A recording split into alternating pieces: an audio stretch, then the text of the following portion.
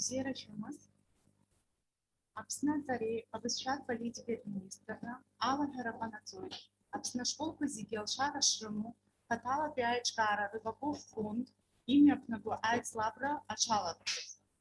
Хатала Пиаечкара, Рыбаков фонд, Апсна Зари, Абысшат Политики Министра, Рейк Шахатри Напришана, а педагоги Лазара Бжара Сатал Зарадырра Джаразы, Апснам Бжара Пешкол Кранзатри Атара Юртова, Ирыму Болшалра, Айцлабра Кумара, а школу Рыбаков фонд Ачала Куразы.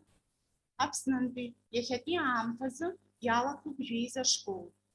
Ячрыкшпе Бжарат школ, Ахопе Бжарат школа номер 1, Ахопе Бжарат школа номер 5, Ахопе Бжарат школ номер 2, Абхазия в фокусе, Арджара 2, Арджара проект по Алабджара Зызуам, Будаут Абжарат школа номер 2, Толпе Абжарат школ, Будаут Абжарат школ номер 2, Яраубас Папашки Абжарат школ. Вака яй разгаз миллион хампас йой. Агуаха размоузигим, Ачтай время выслой Мшапынза Банза. А конкурс Хмарра, а ссылка Шафовшит Шилшут, социал Дахаджин, Инстаграм, Фейсбук. По договоренности Министерства просвещения и языковой политики Республики Абхазия и частной филантропической организации Рыбаков фонд, образовательные учреждения и педагогические сообщества нашей страны могут принять участие в конкурсе игре «Школа Рыбаков фонда». В мероприятиях участвуют представители всех стран мира. На данный момент участвуют 11 школ из Абхазии.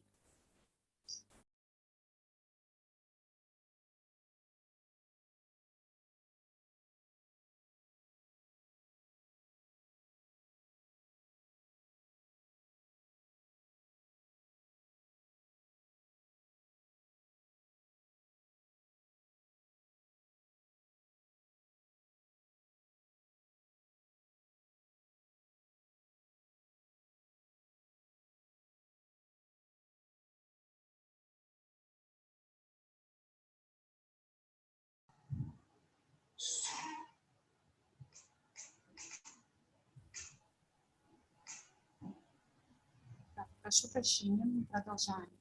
Участие в конкурсе игре «Школа Рыбаков фонда» реальный шанс выиграть 1 миллион рублей, а также создать активное сообщество семей, учеников, выпускников, педагогов, родителей, предпринимателей и неравнодушных людей.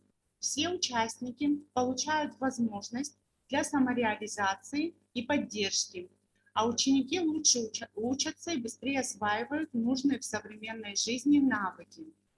Регистрация участников в конкурсе игре открыта до 5 апреля.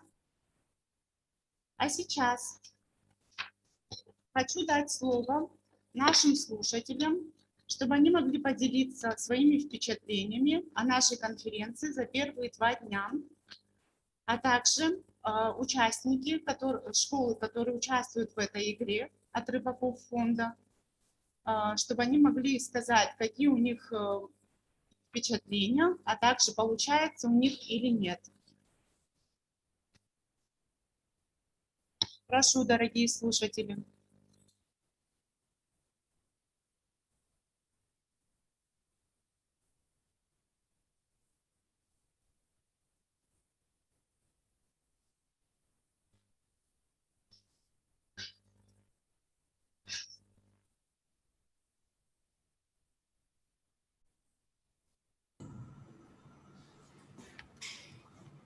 Уважаемые коллеги, включайте микрофон и делитесь вашими впечатлениями.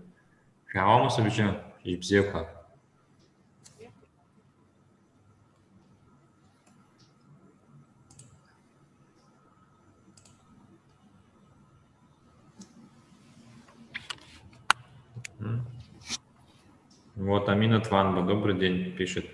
Амина, расскажите впечатления от первого дня, какие у вас, и второго дня.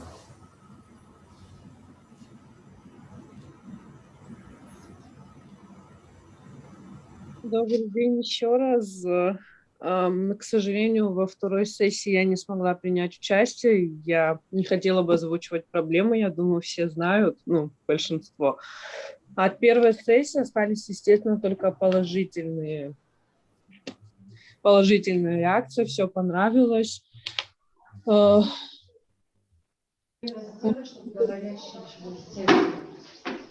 прошлый раз так не было. Так, вот средняя школа 14 подключилась. Какие у вас впечатления? Главное, график, какой вам чем и после конференции.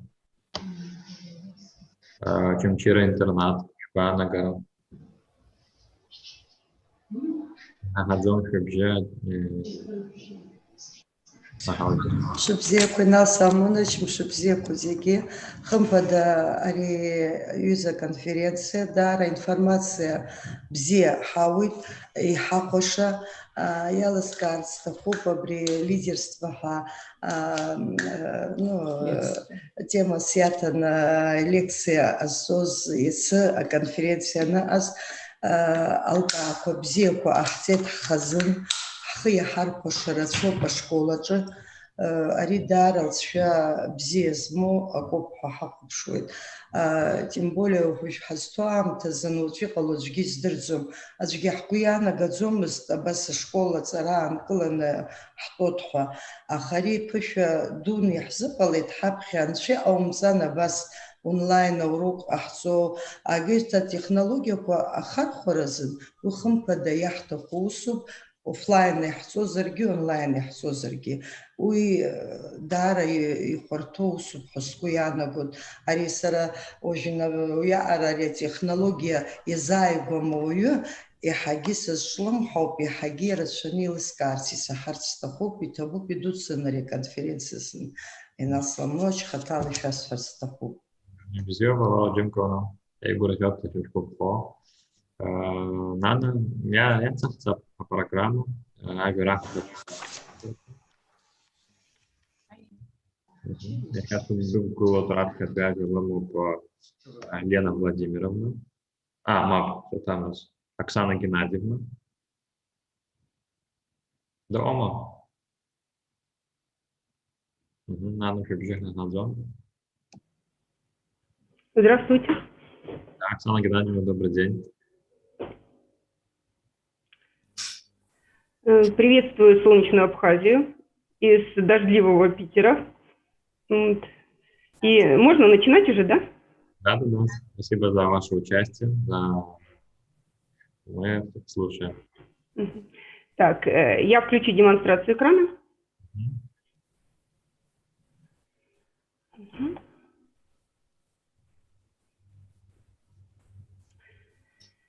Итак, начну я Карандашева Оксана Геннадьевна, я практикующий учитель начальных классов.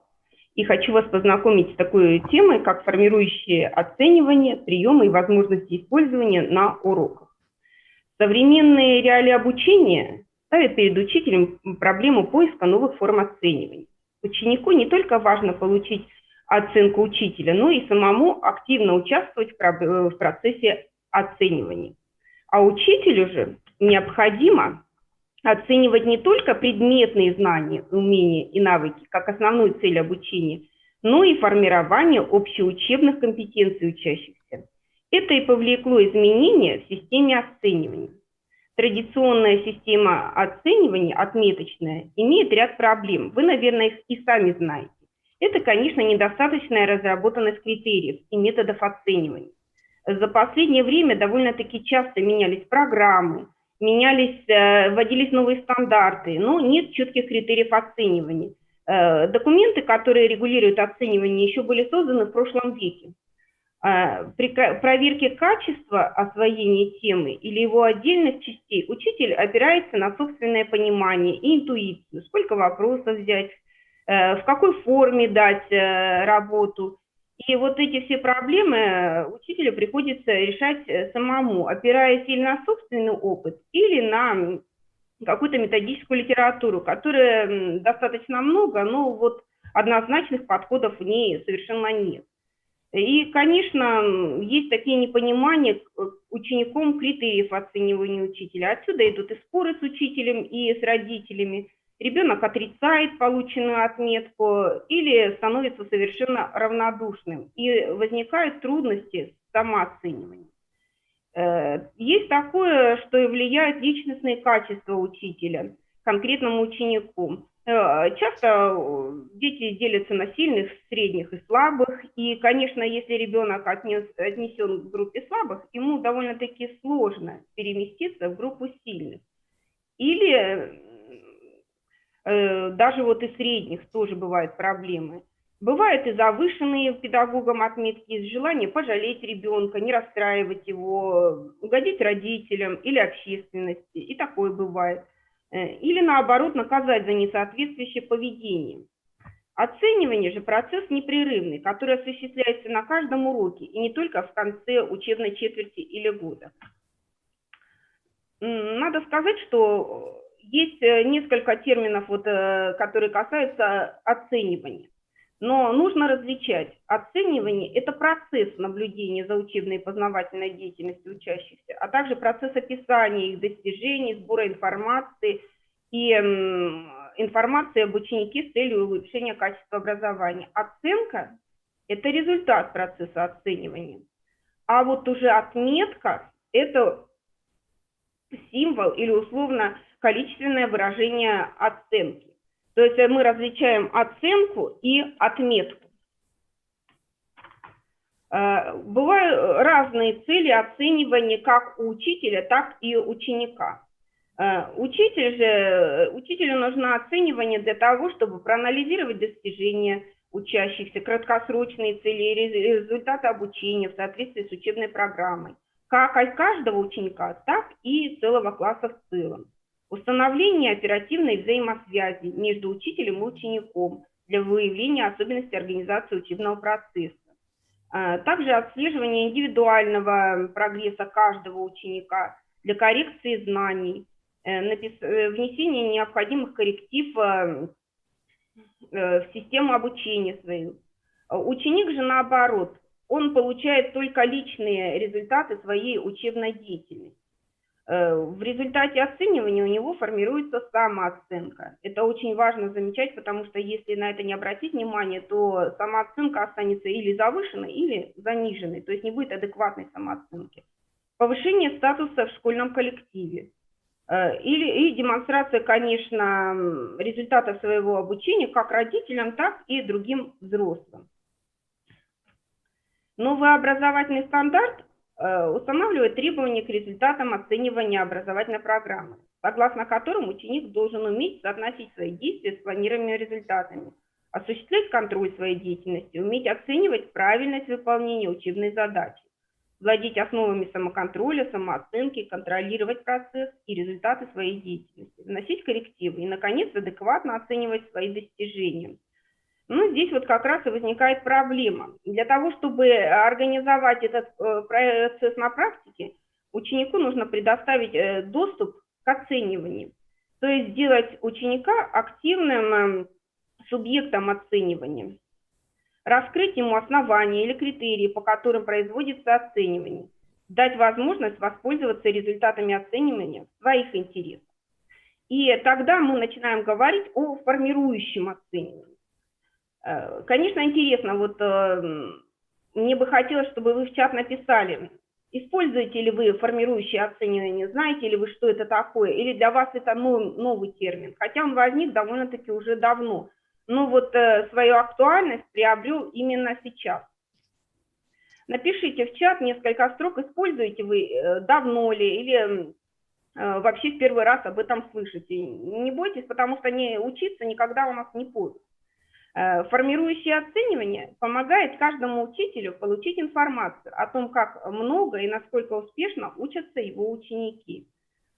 Педагоги могут на основе результатов полученной обратной связи переориентировать свое преподавание, изменить его, чтобы дети учились более активно и более эффективно.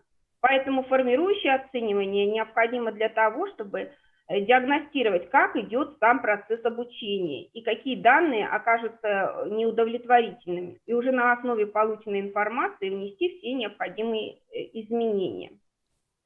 Определение формирующего оценивания представлено на экране. Почему же оно называется формирующим? Потому что это оценивание формирует, делает учебный процесс. И оценка, которая ориентирована на каждого ученика, она призвана выявить проблемы, которые испытывает учащихся именно в данный момент. И чтобы изменить образование и обучение именно в данный момент, нацелена не только на результат, но и на сам процесс обучения. Принципы формирующего оценивания, их выделяет 5. Педагог регулярно обеспечивает обратную связь, предоставляя учащимся комментарии, замечания и по поводу их действий. Учащиеся принимают активное участие в организации процесса собственного обучения. Педагог меняет техники и технологии обучения в зависимости от изменения результатов обучения учащихся. Педагог осознает, что оценивание посредством отметки резко снижает мотивацию и самооценку учащихся. Педагог осознает необходимость научить учащихся принципам самооценки. Конечно, у нас никуда не делось и констатирующее оценивание, то есть оценивание уже обучения. Вот в первом столбике у меня представлено, что такое формирующее оценивание, его еще называют формативным, оценивание для обучения, я сейчас это все озвучила. А вот оценивание, которое мы, наверное, чаще всего используем, это констатирующее оценивание. Оно есть у каждого учителя. Оно производится за определенный период обучения. Это те же контрольные, которые проходят в конце темы или в конце учебного года, в конце четверти. Оно служит для предоставления отчетности кому-либо, для констатации уровня обученности. И сравнивается у нас именно с результатом, с требованиями, которые дает программа, стандарт. И по результатам этого оценивания выставляется отметка. По результатам формативного формирующего оценивания отметка не выставляется, осуществляется только оценивание. Я вам предлагаю небольшое практическое задание. Я думаю, что те, кто находится у экранов компьютера, смогут это выполнить. Так, и, наверное, с телефона, да, это тоже можно сделать. Сейчас я назад переключу. Здесь есть QR-код. Если вы наведете на него, у вас это задание появится на телефоне. А для желающих это задание выполнить так, на компьютере, я сейчас ссылочку брошу в чат. Так, сейчас, секундочку. Так. Остановлю на секунду демонстрацию экрана. И брошу в чат ссылку. Попробуйте пройти это задание. Оно сделано в Learning Apps. Интересное очень задание. И такие задания я часто использую для своих детей. Вот. А кто захочет, может сделать это прямо на телефоне. И об этом сервисе я чуть позже расскажу, как его использовать для обучения. Значит, оценивание для обучения. Что же смогут у нас ученики? Ученики смогут ставить цели обучения, не бояться ошибок, оценивать процесс и результат обучения, осуществлять самооценку деятельности. Учитель же сможет организовать свой учебный процесс в соответствии с образовательным результатом и делать учащихся активными участниками образовательной деятельности. Что оценивает? Ученик оценивает свои личностные достижения и результаты. И он оценивает, и не сравнивается эти результаты с достижениями других учеников, и не сравниваются они с программными требованиями в этом случае. Оценивается прогресс учения, превращение знаний, умений, навыков. Учитель уже оценивает достижения лично каждого ученика, учебные процессы, которые идут, и учебные процессы, которые завершились. Нам здесь, конечно, никуда не деться от критериального оценивания. Оценивание по критериям. Я думаю, что это использует каждый учитель неосознанно. Он рассказывает, за что он ставит определенную отметку, что ему важно здесь. Но тут, наверное, нужно поговорить, как же сделать это в технологии формирующего оценивания. Можно предложить перед изучением какой-либо темы учащимся такой интересный прием, как мозговой штурм. Определить цель, задачи урока. Я думаю, что учитель сможет помочь определить цель, а задачи уже и ребята скажут вам. Предложить всем участникам и ученикам составить 1-2 критерия, требования, по которым будет оцениваться их работа. Записать все эти критерии на доске, то есть что они будут конкретно вот изучать и что они должны знать по этой теме. Обычно, когда проводится мозговой штурм, записываются все предложения, даже нереальные, можно сказать. Потом ребята как раз вот оценивают, какие важные для них критерии будут, что на первом месте. И, соответственно, можно сделать и разбаловку, то есть баллы поставить, что более важно. И когда вы придете к концу изучения темы, вам уже будет очень легко оценить работу, и сам ребенок будет понимать, на что он нацелен, и что он получится, что он должен получить в результате. Ну, вы сейчас, наверное, скажете, что вот эта технология представлена, этот план. Вы, наверное, скажете, да я, конечно, все же то же самое использую. Все применяю в этом учебном процессе, то есть я уже эту технологию внедрил и использую. На самом деле, конечно, тут больше работа по интуиции. Мы чувствуем, что ребенку сказать, как оценить его, но вот результаты нашей оценки и отметки уже приходят не вовремя. Мы обычно оцениваем как контрольную работу, изучение темы, выставляем отметку. Конечно, есть и текущие, но уже тема-то изучена, скорректировать можно только работу над ошибками, а сам учебный процесс, вот уже вот само изучение темы уже нельзя, то есть мы учимся на ошибках. А это предлагает вот именно технология, когда ты исправляешь свои ошибки уже в процессе, то есть корректируешь этот процесс. Давайте с вами рассмотрим стратегии, то есть сами технологии, методы, которые учитель использует для сбора информации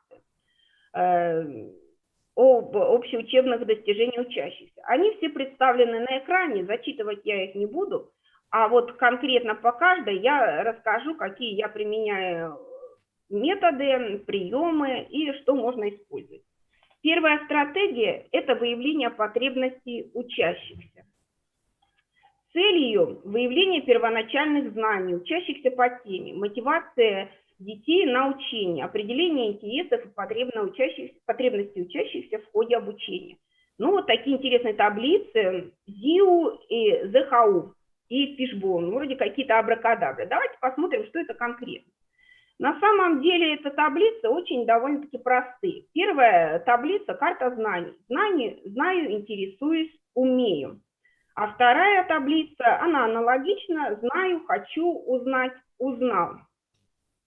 Это можно использовать как при изучении темы, как можно использовать на конкретном уроке, так и в проекте. Я приведу пример такой таблицы, которая сделана в документах Google.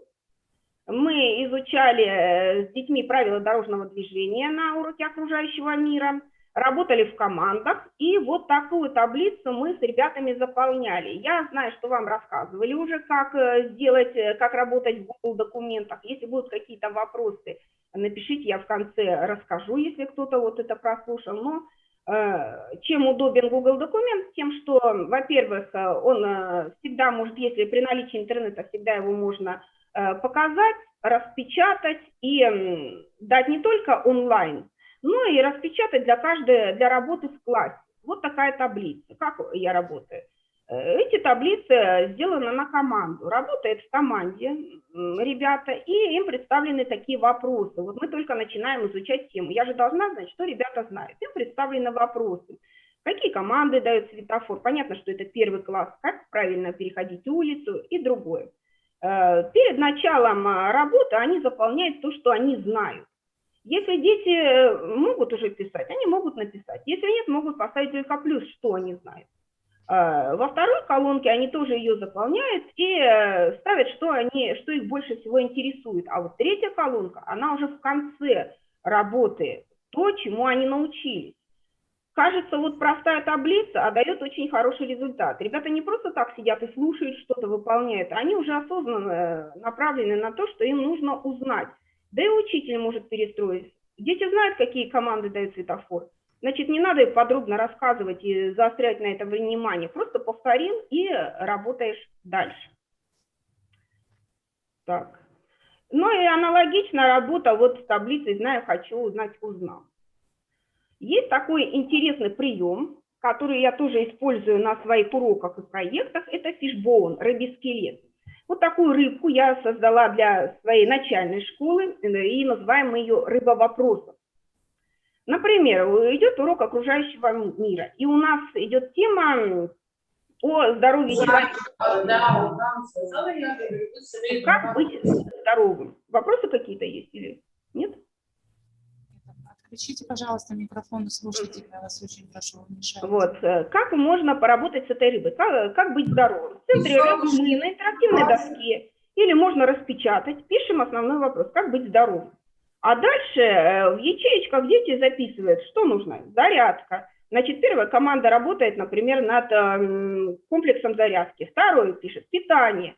Вторая команда работает, у нас создает список продуктов, которые необходимо нам есть, вот, чтобы быть здоровым. Третья спорт. Какие виды спорта полезны? Ну и так далее. Вот такая вот рыба вопросов очень удобна. Это в начальной школе ее можно распечатать. Для старшеклассников же вообще можно это использовать интересно в таком сервисе, как Canva. Недавно познакомилась с этим сервисом. Здесь же рыбы вопросов уже есть готовые.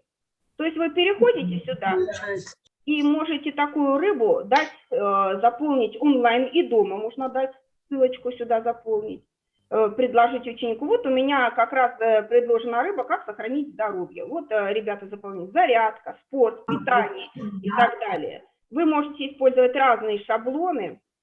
Тут меня просят сохранить или не сохранить. Разные шаблоны, вот их множество. И очень хорошо при дистанционном режиме, при проектной работе, да и на уроке, если ребята владеют технологиями, пожалуйста, здесь можно и имя, и учителя заполнить. То есть вот такую вот работу очень интересно выполнить для ребят. Это будет интересно, чем мы их пытаем, какая цель нашего урока, какие задачи нашего урока. Вот если вы начнете с этой рыбы, я думаю, что детям будет интересно. Следующая стратегия – это наблюдение за процессом. Цель его – сохранение нацеленности учащихся на выполнение учебного задания, выявление динамики образовательных достижений. Я думаю, что очень неплохо начать интересно, но в ходе работы зачастую у ребят теряется интерес. Что же можно использовать именно для повышения интереса и для получения быстрого диагностического результата для учителя? То есть он все равно должен держать руку на пульсе и знать, что знают дети, а что не знают. Для этого можно использовать различные сервисы интернет. Вот я использую из этих 5 Flickr, Learning-Apps, Kahoot, Яндекс.Учебник, Учи.ру. Я использую 3, которые мне необходимы. И каждый учитель выбирает, можно достаточно и одного. Например, Flickr нет необходимости выхода в интернет каждому ребенку. Там только у учителя интернет должен на телефоне быть, а у детей карточки. Learning-Apps можно использовать как QR-код, как ссылочку. Вот я вам предложила задание такое раз, и, пожалуйста, там, кстати, в задании есть кодовое слово. Если вы его разгадали, можете в чат написать.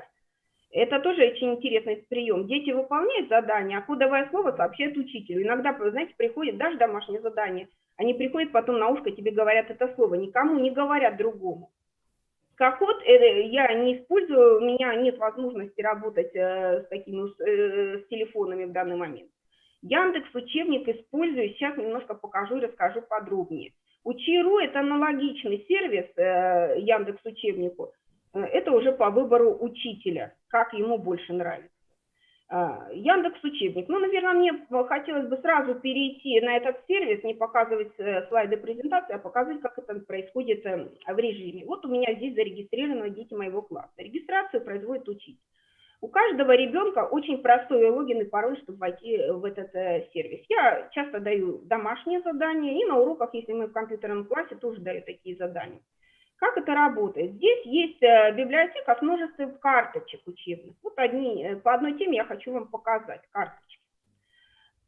Детям предлагается сделать такие вот задания. Мы изучаем имя существительное. И они определяют и выполняют прямо вот это онлайн в действенном режиме. Посмотрите, печатать тут не нужно, только перенести. То есть справиться может ребенок и 1-2 класса. Следующее задание. Выбери одушевленные имена существительные. Тоже они ставят галочки. Также третье задание. Здесь нужно провести линии. Догадайся, как зовут отцов детей. Соедини линии. Иногда у ребенка спрашиваешь отчество, он не понимает, что вообще, о чем его спрашивают. Вот интересное задание. Здесь задание: оформи обложку книги. Все это перетаскивается и оформляется обложка книги. Это все задание для ребенка.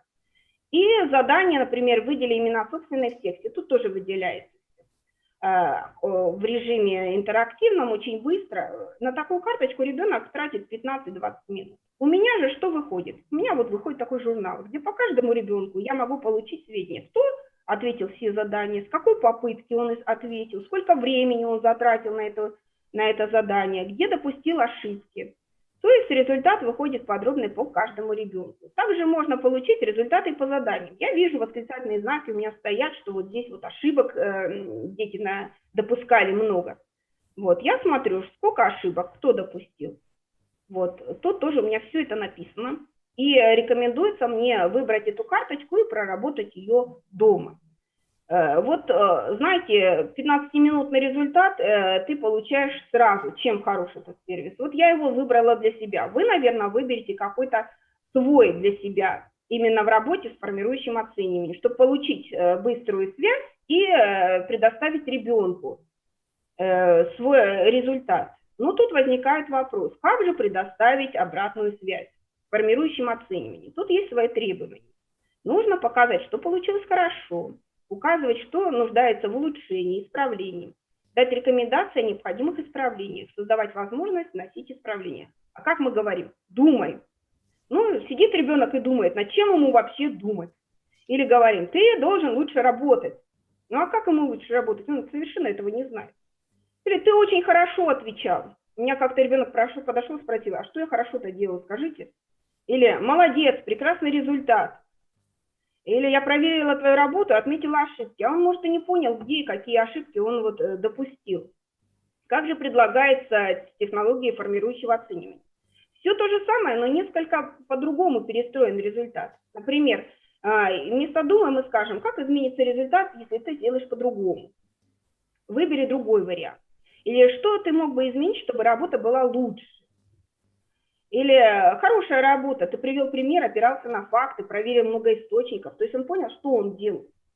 Это очень важно для ребенка, именно качественная обратная связь. И не только слово «думал», «молодец» или «у тебя ничего не получилось». Поэтому перестраиваем, и у нас работа будет гораздо проще. Конечно, я здесь вот именно использую очень много сервисов Google. Цель вот следующей у нас стратегии доказательства понимания умений – это создание условий для демонстрации учащихся образовательным достижениям. Я использую Google презентацию. Чем отличается от обычной презентации? Что туда ребята могут ставить свои работы, и мы можем сделать общий результат. Я использую Google форму. Если у вас есть возможность, можно навести телефоном на QR-код и рассмотреть эти Google документы. Вот они здесь представлены. Вот. И, конечно, это помогает сразу показать ребятам, что они выполняли и как они это выполняли. Давайте с вами поподробнее с Google формами поработаем, как это проводится. Например, стратегия развития самостоятельности и взаимодействия.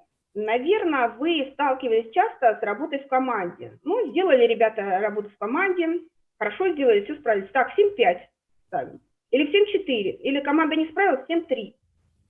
Как же вообще оценить-то вот эту вот работу выполнения? Здесь нам помогут вот именно листы самооценивания. Как навыков сотрудничества, так и оценивания работы в команде. Если вы заранее дадите ребенку именно лист самооценивания, пусть он проверит, какой вклад он внес в работу команды. Например, простая таблица. на которые выдвинуты правила работы в команде. И как раз вот что делал ребенок. Требования. Мне было интересно работать в команде. И он это пишет. Вы сразу для вас результат. Ребенок хочет работать в команде или ему лучше вот индивидуальное общение и причины. Я помогала одноклассникам. То есть его с его стороны он оценивает. Обращался за помощью к учителю. Высказывал свое мнение. И прислушивался к мнению одноклассников. То есть, может, и не справилась команда с работой, но тут шла очень большая работа у ученика, и он-то продвинулся далеко. Вот о чем говорит лист, это самооценивание в команде. Также можно использовать и лист работы в самой команде.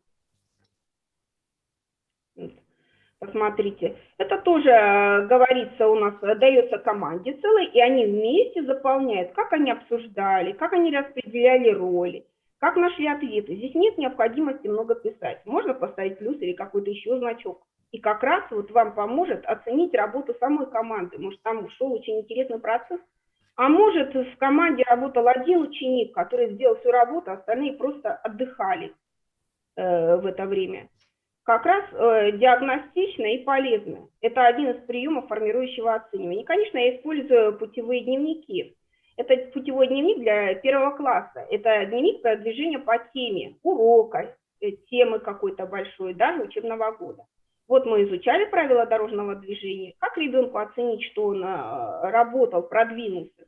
Здесь даны вот такие стрелочки, которые ребенок в процессе работы заполняет. Вот здесь ему на этом этапе было интересно и легко. Он зеленым раскрашивает. Здесь было трудно. И так дальше. Посмотрите, если вы используете документ Google, вам очень легко здесь просто раскрасить цветом. А если вы используете, ну, нет у вас возможности, вполне можно и просто распечатать этот лист и дать ребенку раскрашивать.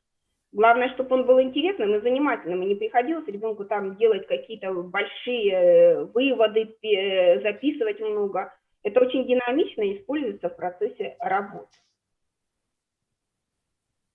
Так. И, конечно, никуда нам не деться от нашей рефлексии. Я использую различные виды рефлексии. Вы, наверное, тоже используете метод неоконченных предложений. То есть в конце урока вам или в конце темы ребята продолжают предложение. Я почувствовала, что было интересно, меня удивило. Это отнюдь не новое вот использование, а мне бы хотелось показать, как на интерактивной доске можно сделать интересно эту работу. Вот сейчас покажу. У меня интерактивная доска, и вот мы так продолжаем тему. Например, предлагаю, ребята, выберите начало и продолжите предложение. Один говорит, на уроке я узнал, продолжает, мы раскрашиваем. Было интересно что-то, пожалуйста.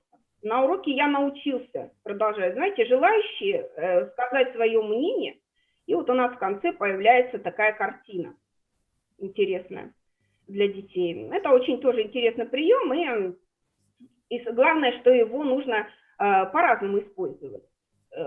Те же сигналы светофора, никуда они у нас не ушли. Чем удобно? Очень быстро и дает результаты, показывает, что получается, а что не получается у ребенка. То есть вот этот процесс происходит быстро.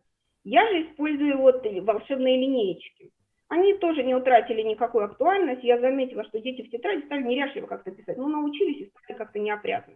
И вот у нас на каждой классной работе и домашней работе на полях линейка, где показывается, дети показывают, как они справились. Что можно оценивать? Можно оценивать и аккуратность, можно оценивать, можно креативность, правильность выполнения задания. То есть вы можете оценивать все, что вам угодно. И спросить у детей, может, они что-то сегодня хотят оценивать.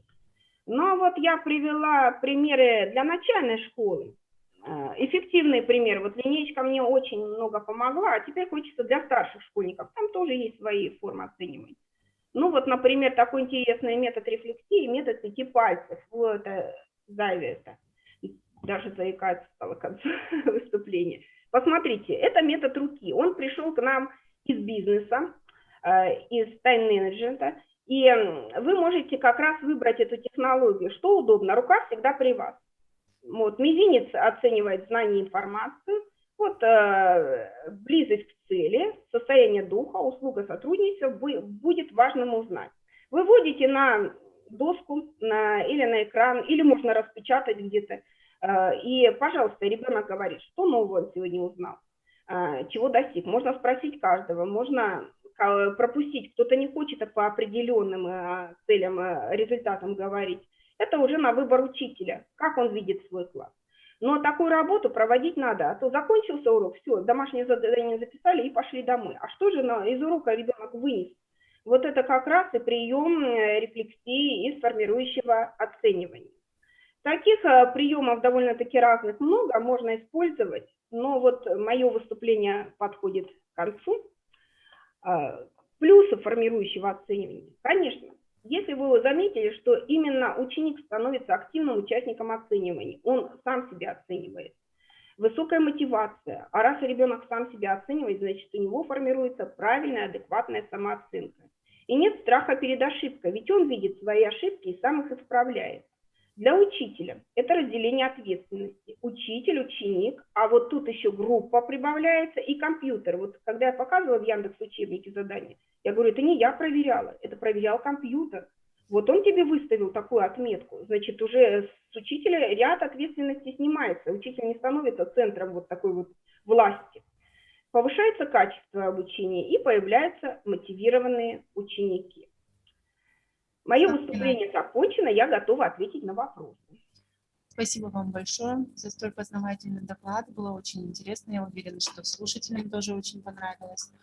К вам есть такой вопрос. А есть вполне успевающие ученики, которые не гонятся за оценками? Кто считает, что оценка – это не главное? Это хорошо или плохо?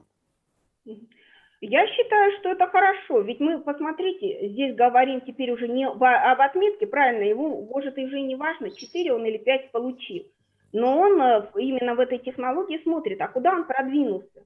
Если мы, как обычно, чаще всего ориентируемся на среднего ученика, да, вот как-то у нас середина, а ребята, которые продвигаются вперед, они как-то остаются без внимания, а тут он может работать и оценивать себя сам, то есть он увидел, что он знает эту тему, может по ней работать, он может себе дальше поставить цели дополнительные. Я считаю, что это довольно-таки хорошо, но самооценка обязательно должна формироваться именно с начальной школы. Когда я вот вела эти линейки, я увидела, что дети оценивают свою работу совершенно по-другому. У них больше половины практически стоит на самом верху крестик, 5 у них уже, все. А когда мы начинаем беседовать, посмотри, у тебя исправление, посмотри, у тебя ошибки, почему же на 5? Вот, да ребенок соглашается со мной, да, это, конечно, не 5. И мы еще такой прием используем, я стала использовать. Ребенок отвечает устно какой-то ответ у доски. Я не начинаю оценивать сама, я его спрашиваю, скажи, а как бы ты оценил свой ответ? Давайте по критериям. У нас критерии выработаны, для начальной школы это 1-2 критерия. Да, вот я стеснялся, тут плохо рассказывал, запинался, но я пересказал. Я думаю, что я справился, но не на отлично. Потом я спрашиваю, ребята, а как вы считаете? Знаете, желающих оценить другого довольно-таки много. Но мы выработали мнение, плохие слова говорить нельзя, надо давать рекомендации. Говорят, да, он хорошо пересказывал, намного лучше, чем вчера рассказывал, но у него были допущенные ошибки. Я ему рекомендую внимательно, вот дети говорят, я ему советую внимательно в следующий раз готовиться, больше читать. И как-то, знаете, продвижение вот идет вперед, и самооценка уже более адекватная. Спасибо за ответ. Еще один вопрос. Ученик с завышенной самооценкой, как вы считаете, какой он будет как человек?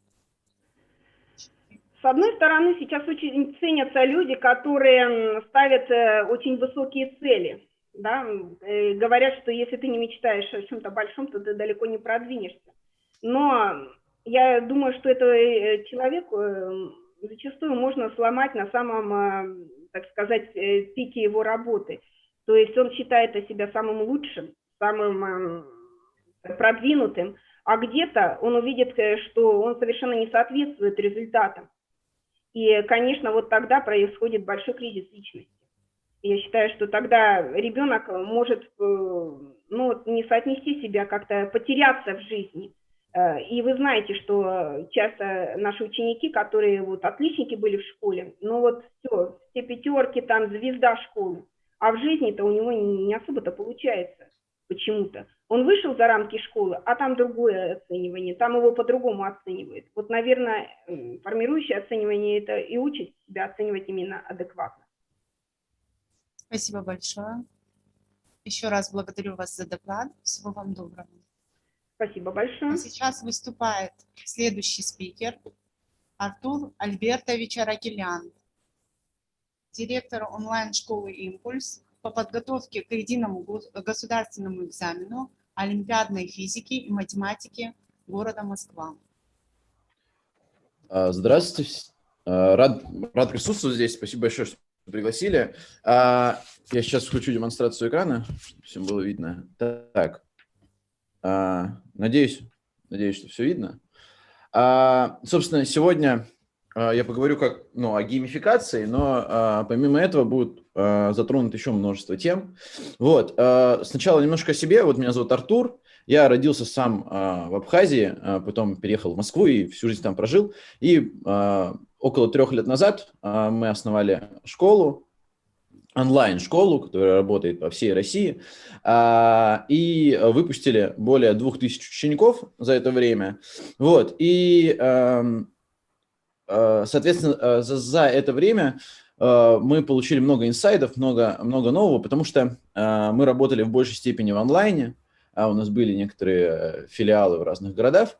Но одно из самых важных, что мы усвоили за это время со стороны менеджмента и со стороны образования в целом, что вот пандемия, которая случилась, и те инструменты, которые мы использовали в режиме онлайн, сейчас активно используются и в офлайне, да, то есть в обучении вживую. В связи с этим стал вопрос о каких-то новых инструментах, которые, зачастую не использовались нами. Один из таких — геймификация. Но перед тем, как, о нем поговорить, нужно сказать вот о чем. Сейчас, секундочку. Соответственно, план выступления будет следующим. Сначала нам нужно понять вообще основные метрики качества образования, которые, по крайней мере, использовались у нас в школе.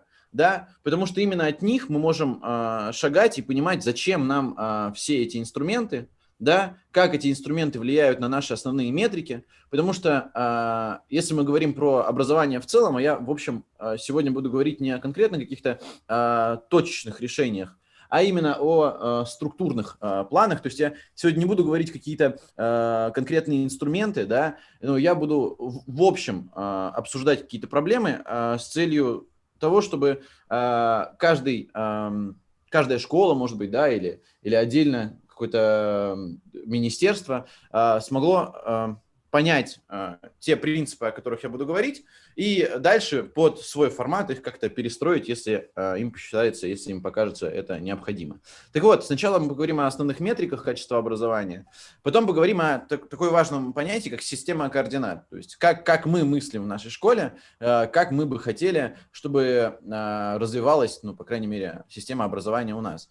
Вот. Ну и, соответственно, дальше поговорим о геймификации, что это такое, как она влияет на наши метрики. Вот. Ну и дальше расскажу вкратце о том, как эти внедрения, как эти инструменты улучшили наши результаты, да, что произошло там с нашим бизнесом, с нашим образованием.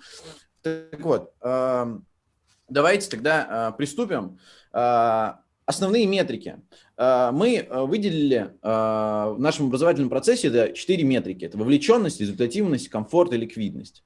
Да, то есть очевидно, что вовлеченность, если мы говорим про частный сектор, это то, сколько с нами может оставаться ученик, да, как часто или как много он нам там принесет условно денег, да, но для государственного сектора это очень важная метрика, потому что об этом будет сказано, чем больше ребенок находится времени в школе, тем на самом деле намного лучше для государства в целом, потому что если мы говорим про детей, то, понятно, там родители работают, нужно, чтобы дети где-то проводили время. Если мы говорим про старшие классы, то вовлеченность необходима для того, чтобы ребенок развивался всесторонне. Вот. Но об этом, опять-таки, чуть позже поговорим. Результативность, понятно, что если мы говорим про Россию, там средний балл ЕГЭ, ОГЭ, олимпиады, ну и вообще процент поступления, процент детей, которые обучаются там в школах, да, получают там высшее образование и прочее, прочее, прочее. Вот.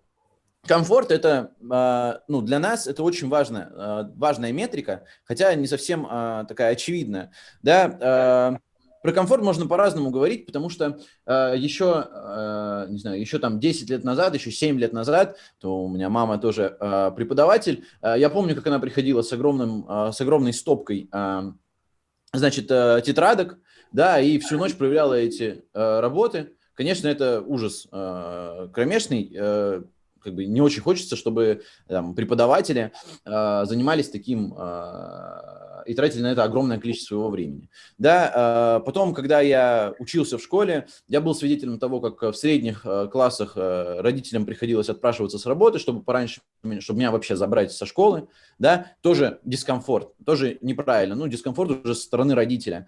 Ну и когда я уже учился там в старших классах, я тоже чувствовал какой-то дискомфорт уже непосредственно во время обучения, потому что там, мне не нравился условно какой-то преподаватель, и я не мог ничего с этим сделать, да, там, я не мог, там, у меня не было места, там, где учиться и прочее, прочее, прочее. Поэтому комфорт и то, как его оценивать, это тоже очень важная составляющая обучения.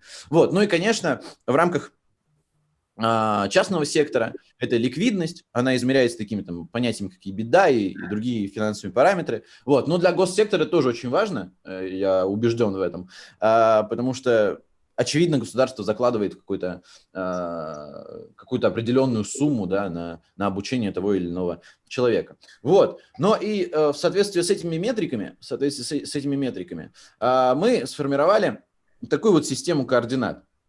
Как бы ничего нового, то есть здесь примерно все то же самое, но здесь показывается то, что эти 4 крупные метрики на самом деле состоят из множества других метрик, которые нужно считать, за которыми нужно следить, потому что любой инструмент, любое внедрение, любое действие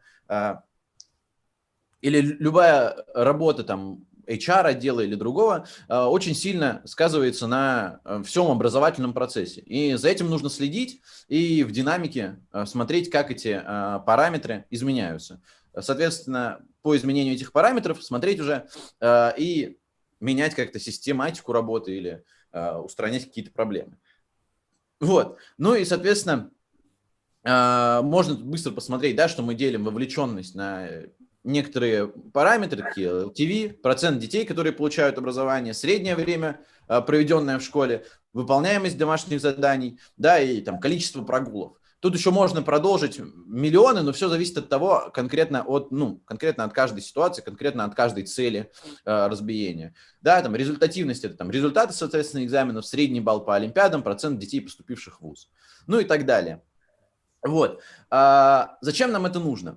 Как я уже говорил, мы сталкиваемся с такой проблемой, что у нас есть огромное количество инструментов, которыми мы можем улучшить систематику образования. Да? Лучше там, какие-то инструменты увеличивают комфорт для родителя, да? Какие-то там увеличивают там, вовлеченность. Да? И если мы говорим, например, о таком как инструменте, как автоматизация проверки ДЗ, да, о котором, кстати, предыдущий спикер тоже отчасти рассказывал, где появляется сразу там компьютер условно проверяет все это, то можем вот нарисовать такой ромб и увидеть, что как бы, что окей, этот инструмент помогает нам во многом, да, он и вовлеченность немножко увеличивает, и результативность увеличивает ребенка, ну, если, конечно, улучшить этот инструмент нормально. Вот. И уменьшает, соответственно, затраты финансовые. Вот. Это, конечно, все супер, помогает преподавателям, да, и таких инструментов огромное количество. Но в рамках сегодняшнего диалога я хотел бы рассказать именно про геймификацию, потому что этот инструмент, может быть, и не является самым важным, потому что, очевидно, на первых этапах там, создания какой-нибудь централизованной базы данных, да, по учеников, о чем я тоже поговорю, что это очень важно. Есть такое понятие, как геймификация, и оно прекрасно тем, что оно затрагивает почти в равной степени все из этих 4 основных метрик. Вот. И если научиться грамотно внедрять геймификацию в образовательный процесс, то можно добиться действительно очень-очень неплохих результатов. Но опять-таки хочу подчеркнуть, что геймификация как инструмент это далеко не первое, чем нужно заниматься. Есть более важные инструменты, которые действительно сильно упрощают там, жизнь преподавателям, но о них мы тоже поговорим, потому что иначе будет непонятно, когда вообще внедрять геймификацию. Но я сторонник того, я вообще сторонник централизованности какой-то, и я вообще считаю, что геймификацию, как и многие другие инструменты, которые 5 лет назад начинали как-то серьезно захватывать и образовательный рынок, и госрынок, потому что сейчас там, огромное количество школ в России пользуются какими-то инновациями, которые там, еще 7 лет назад даже не были в планах. Вот, и они делают свое дело, и это очень круто. Итак, давайте, собственно, поговорим о геймификации. В чем ее смысл? Вот тут я дал свое такое небольшое определение, да, то есть это процесс улучшения качества образовательного процесса. Ну, в общем, ладно, видимо, это ночью делал. Посредством введения в него игровых функций. Да, то есть в чем смысл этих игровых функций? Нам нужно создать некую систему, в которой дети могут соперничать и в которой дети могут получить конечный приз. При этом нужно понимать, что геймификацию можно разделять на огромное количество кластеров по ученикам, да, по успеваемости учеников, да, разделять, по классам, средняя, старшая школа. Вот, это, по-моему, у меня... Сейчас, секундочку. Да, это у меня. Вот, там, не знаю, и еще по множеству разных там кластеров, но мы сегодня поговорим об общих геймификациях, ну и внутри каждой, может быть, разберем вкратце мои идеи, да и не только мои идеи, общепринятые какие-то. Вот, поэтому давайте продолжим.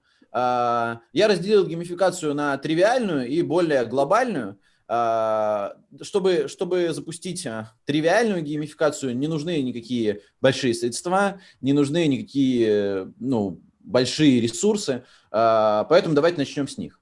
Собственно, я видел, буквально недавно заходил на YouTube-канал Министерства просвещения Абхазии и видел, что там проходятся какие-то олимпиады.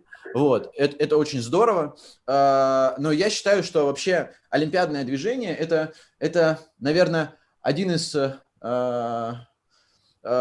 сундуков с золотом, если можно так сказать, для вообще системы образования в целом, потому что эти олимпиады, они могут быть не только для старшеклассников, не только там 10-11 класс, а они должны быть обязательно для детей, там чуть ли не начиная там с 3-4 класса. Причем это могут быть совсем, то есть очевидно, это будут совсем детские олимпиады, и очевидно, что эта олимпиада нужна для того, чтобы дети посоревновались друг с другом, да, это нужно для того, чтобы они получили какие-то призы, да, там, обычно мы дарили какую-нибудь открытку, да, где там сертификат о том, что ты участвовал в этой олимпиаде, и какой-нибудь небольшой приз, там, классный брелок и прочее. В действительности это уже помогает сформировать на этапе, когда ребенок еще совсем маленький, сформировать какую-то любовь к получению нестандартных знаний и помогает показать ребенку, что вот ты можешь соревноваться с другими, вот твой результат, вот ты молодец. Вот. Соответственно, для младшей школы, для средней школы это тоже очень важно.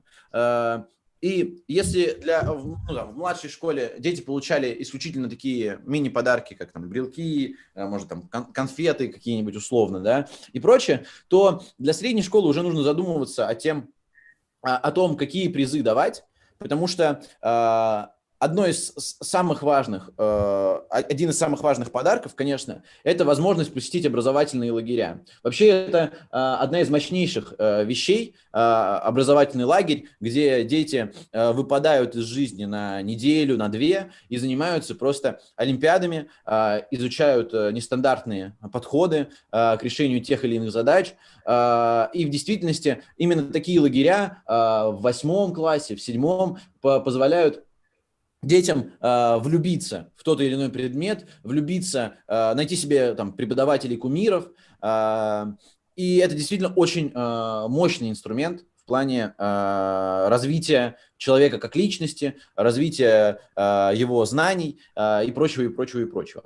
Вот. Помимо этого, обязательно нужно дарить какие-то подарки, пускай это будет совсем какая-то безделушка, маленький какой-то презент, но это нужно, потому что, во-первых, геймификация подразумевает в себе того, что у тебя будет соревновательный процесс и будет какая-то награда, да, но эти подарки могут быть разные. Вот как раз-таки посетить образовательный лагерь, да, для наших детей это был подарок, поскольку ты не мог купить билет туда, да, никак, но ты мог выиграть его непосредственно на Олимпиаде. И это совсем новый мир для детей, и это очень сильно помогает им развиваться. Вот. Ну и, соответственно, для старшей школы, да, то есть это 9, 10, 11 класс, то тут уже нужно думать о том, что эти олимпиады, они уже очень серьезного уровня, да, и эти олимпиады дают возможность поступить в вуз. Да, я премного извиняюсь, я не до конца знаком с системой образования поступления в Абхазии. Скорее всего, это уже есть, поэтому если я буду где-то повторяться, то уж простите меня, пожалуйста. Вот. Соответственно, ну и точно так же это образовательные лагеря. И, что немаловажно, это какое-то минимальное, но денежное вознаграждение. Потому что обычно мы как делали? Да и вообще в России тоже так делается. Мы там призерам какой-то третьей степени, то есть дети, которые, например, на 60% решили Олимпиаду, мы им давали какую-то совсем минимальную приз, да, то есть те, кто там второе место заняли, более хороший, ну и первое. Это позволяет увеличить охват детей, которые будут приходить, потому что многие дети действительно приходят с плохим уровнем знаний, да, они пытаются что-то сделать, потому что они хотят попробовать себя, и вдобавок, может, они получат какое-то, ну, конечно, не денежное вознаграждение, но какой-то тоже небольшой приз. А это в действительности не очень большие деньги. Вот. Соответственно, если быстро пробежаться по тому, как этот инструмент, да, меняет наши метрики, то здесь, конечно, много слов, но в конце я расскажу именно цифры, да, то есть как это нас изменило. Ну вот по поводу слов, понятное дело, что вовлеченность увеличивается, потому что успевающие школьники еще сильнее углубляются в образовательный процесс. Вот. Олимпиады в любом случае влияют на развитие мышления. Вот. Ну, если так посчитать, то сами Олимпиады это, ну, очень недорогой процесс, поскольку организовать в школе проведение нужно, да, заплатить за проверку. Ну, не знаю, в моем представлении мы проводили уже несколько олимпиад и частных, ну, то есть, ну, не государственных, но около государственных олимпиад. Это небольшой процесс, потому что можно взять тех же умных студентов. Да, я уверен, что в каком-нибудь АГУ есть очень крутые студенты, которые могут проверить эту олимпиаду по каким-то критериям, которые сильные преподаватели, составители олимпиад могут прислать этим студентам. Вот. И это будет и практика для студентов, да, и как бы, в общем, есть возможность подумать и минимизировать расходы. В этом плане проблем никаких нет. Вот. Далее. Это множественные кружки при школе. На самом деле это очень важная вещь, поскольку вот как раз-таки то, о чем я говорил, касается огромного количества метрик. Во-первых, чем больше ребенок находится, ну давайте, если мы говорим про младшую и среднюю школу, чем больше ребенок находится в школе, тем комфортнее родителю, поскольку родители работают, им не очень хочется, чтобы их ребенок там находился дома один, да, и прочее, поэтому они хотят, чтобы ребенок оставался в школе как можно дольше. Вот, соответственно, везде, даже в частном секторе у нас есть какие-то кружки, какие-то там развлекательные программы, вот. Но мы стараемся, вообще это тоже очень сильно влияет на качество образования, это увеличивается вовлеченность, а значит ребенку комфортнее находиться в школе, комфортнее заниматься, он социализируется и прочее, прочее, прочее, да. Ну вот, то, что я говорил, что там необходимо, чтобы ученик находился до 18 условно, да, в школе, если мы говорим про младшую школу. Вот. И если мы говорим про среднюю школу, это тоже очень важно, чтобы были кружки, потому что у ребенка становится чуть больше времени, и нам необходимо направить эту энергию в нужное русло. Очевидно, потому что я зачастую становлюсь свидетелем того, как в Москве, ну просто ты выходишь из школы какой-нибудь, и ну, дети стоят там за гаражами, курят. Это, конечно, ужасно, нужно это исправлять, это не самое лучшее, что можно увидеть во дворах. Вот, и старшеклассникам тоже очевидно, зачем это нужно, потому что им нужно отвлекаться от учебных процессов, потому что 10-11 класс – это очень сложный период в жизни, вот, и необходимо, конечно, как-то отдыхать, и желательно делать это культурно. Вот, ладно, бежим дальше. Понятное дело, что результативность, да, определенно есть, шахматы развивают, да, кружки также способствуют развитию ребенка, вовлеченность, тоже я уже сказал, что больше времени проводим в школе, комфорт, если мы говорим комфорт родителей, да, понятно, что родители могут спокойно работать, ну и тут не только комфорт родителей, тут еще объективный комфорт детей есть, на самом деле им намного приятнее находиться в этом коллективе, да, вместе с друзьями идти на футбол, вместе там... Альберт Ильич, у вас время Да. заканчивается по регламенту, пожалуйста, соблюдайте. Да. А до скольки у меня, простите? До... 12-20 у вас заканчивается на дополнительные вопросы. Я извиняюсь. Сейчас. Вы можете довести, конечно. до Да. Хорошо, я тогда ускорюсь. Да, Прошу прощения. Вот, соответственно, очень важно это рейтинговая система обучения.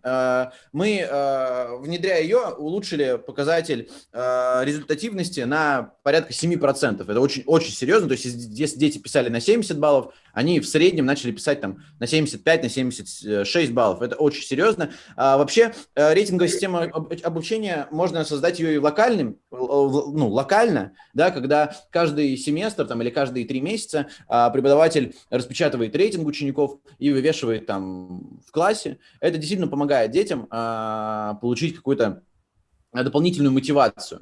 Да? Но вообще я за то, чтобы все это было централизовано, чтобы там, Министерство образования создавало какую-то свою системную базу данных, централизованную, и на основе ее уже создавал разные инструменты по типу рейтинговых систем обучения.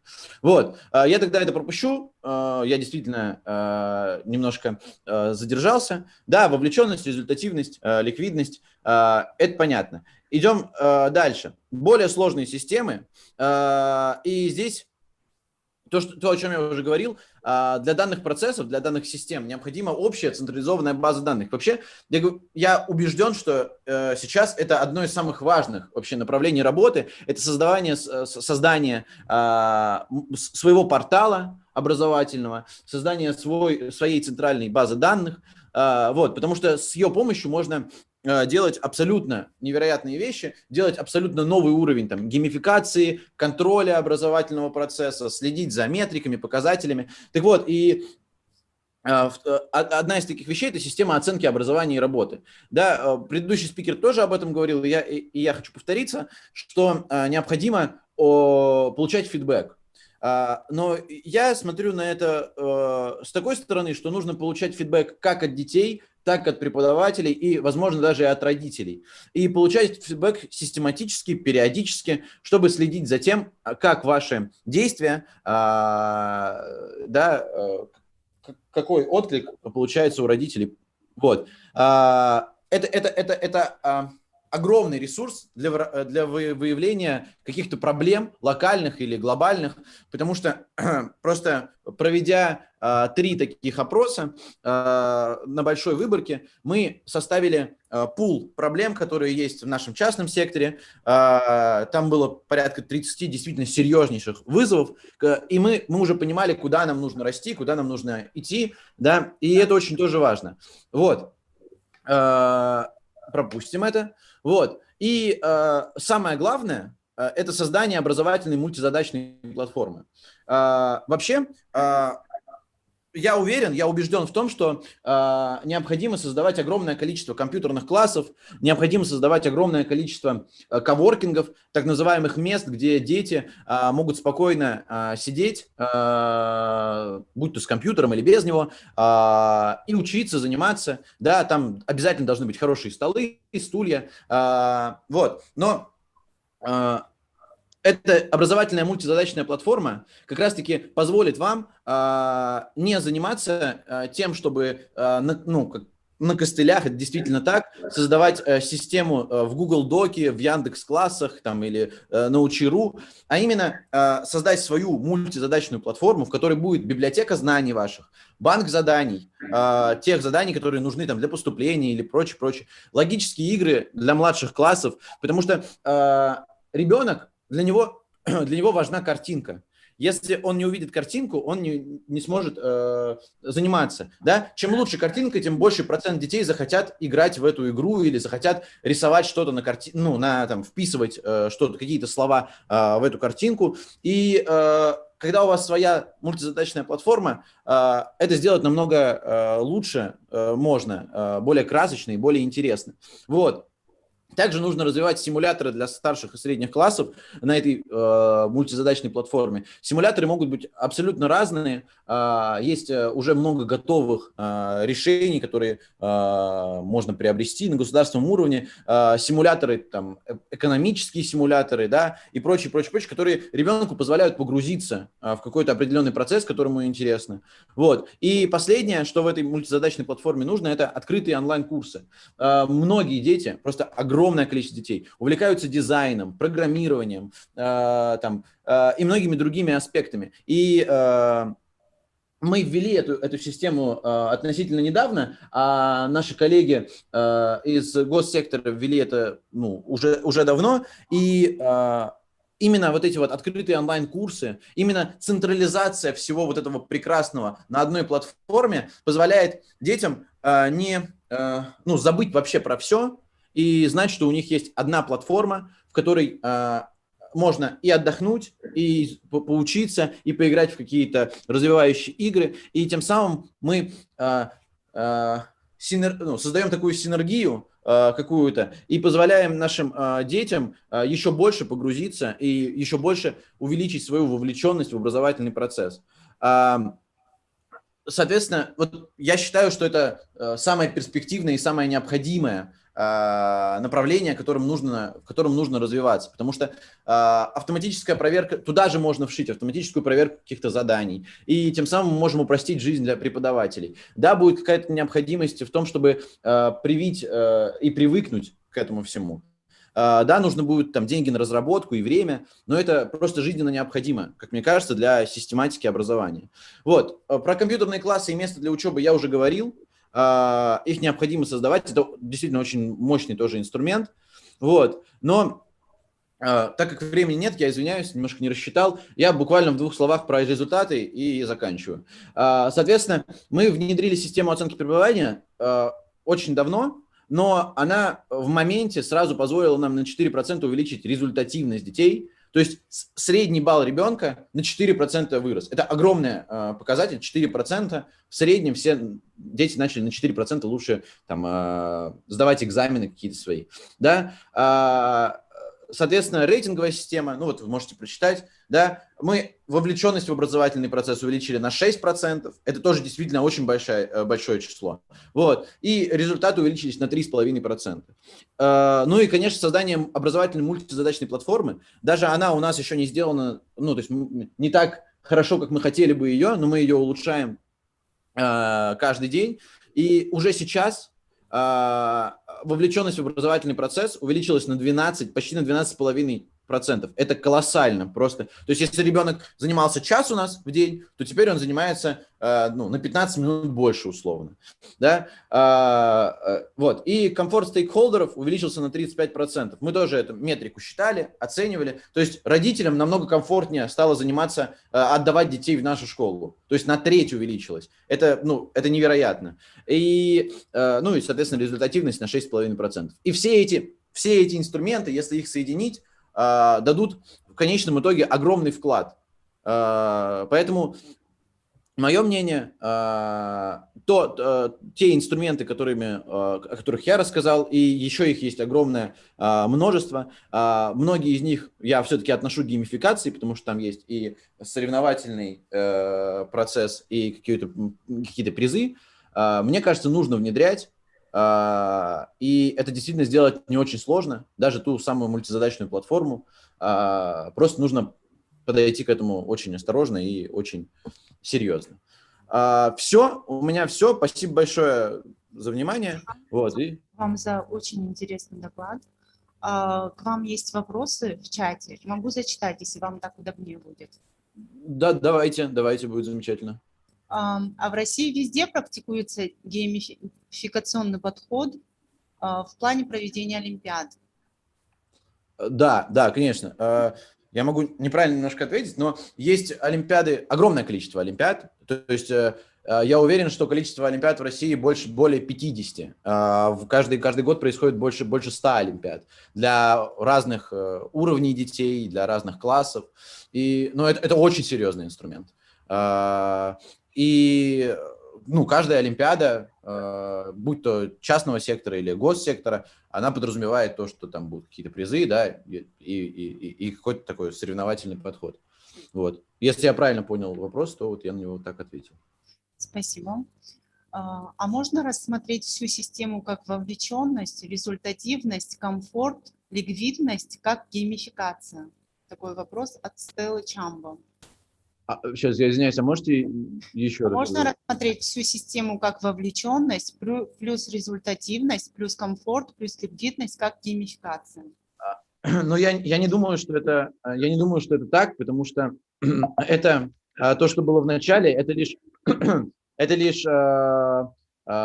архитектура мышления, наша архитектура мышления, то, зачем мы следим. А все вот эти вот автоматизации, геймификации, это лишь инструменты, которые позволяют как-то изменять улучшать наши вот эти вот метрики. Да? Эти метрики нужны только для того, чтобы следить, чтобы общаться с нашей системой и видеть ее архитектуру. Да? То есть нужно понимать, почему мы вообще используем эти инструменты и зачем мы их используем, чтобы улучшить те или иные показатели. Спасибо за ответ. И еще один вопрос от Колдахарской школы. Есть ли разработки, где можно получить информацию учителю для старших классов? Честно говоря, не совсем понял вопрос. Я думаю, что он немного не ко мне. Но у нас есть платформа, например,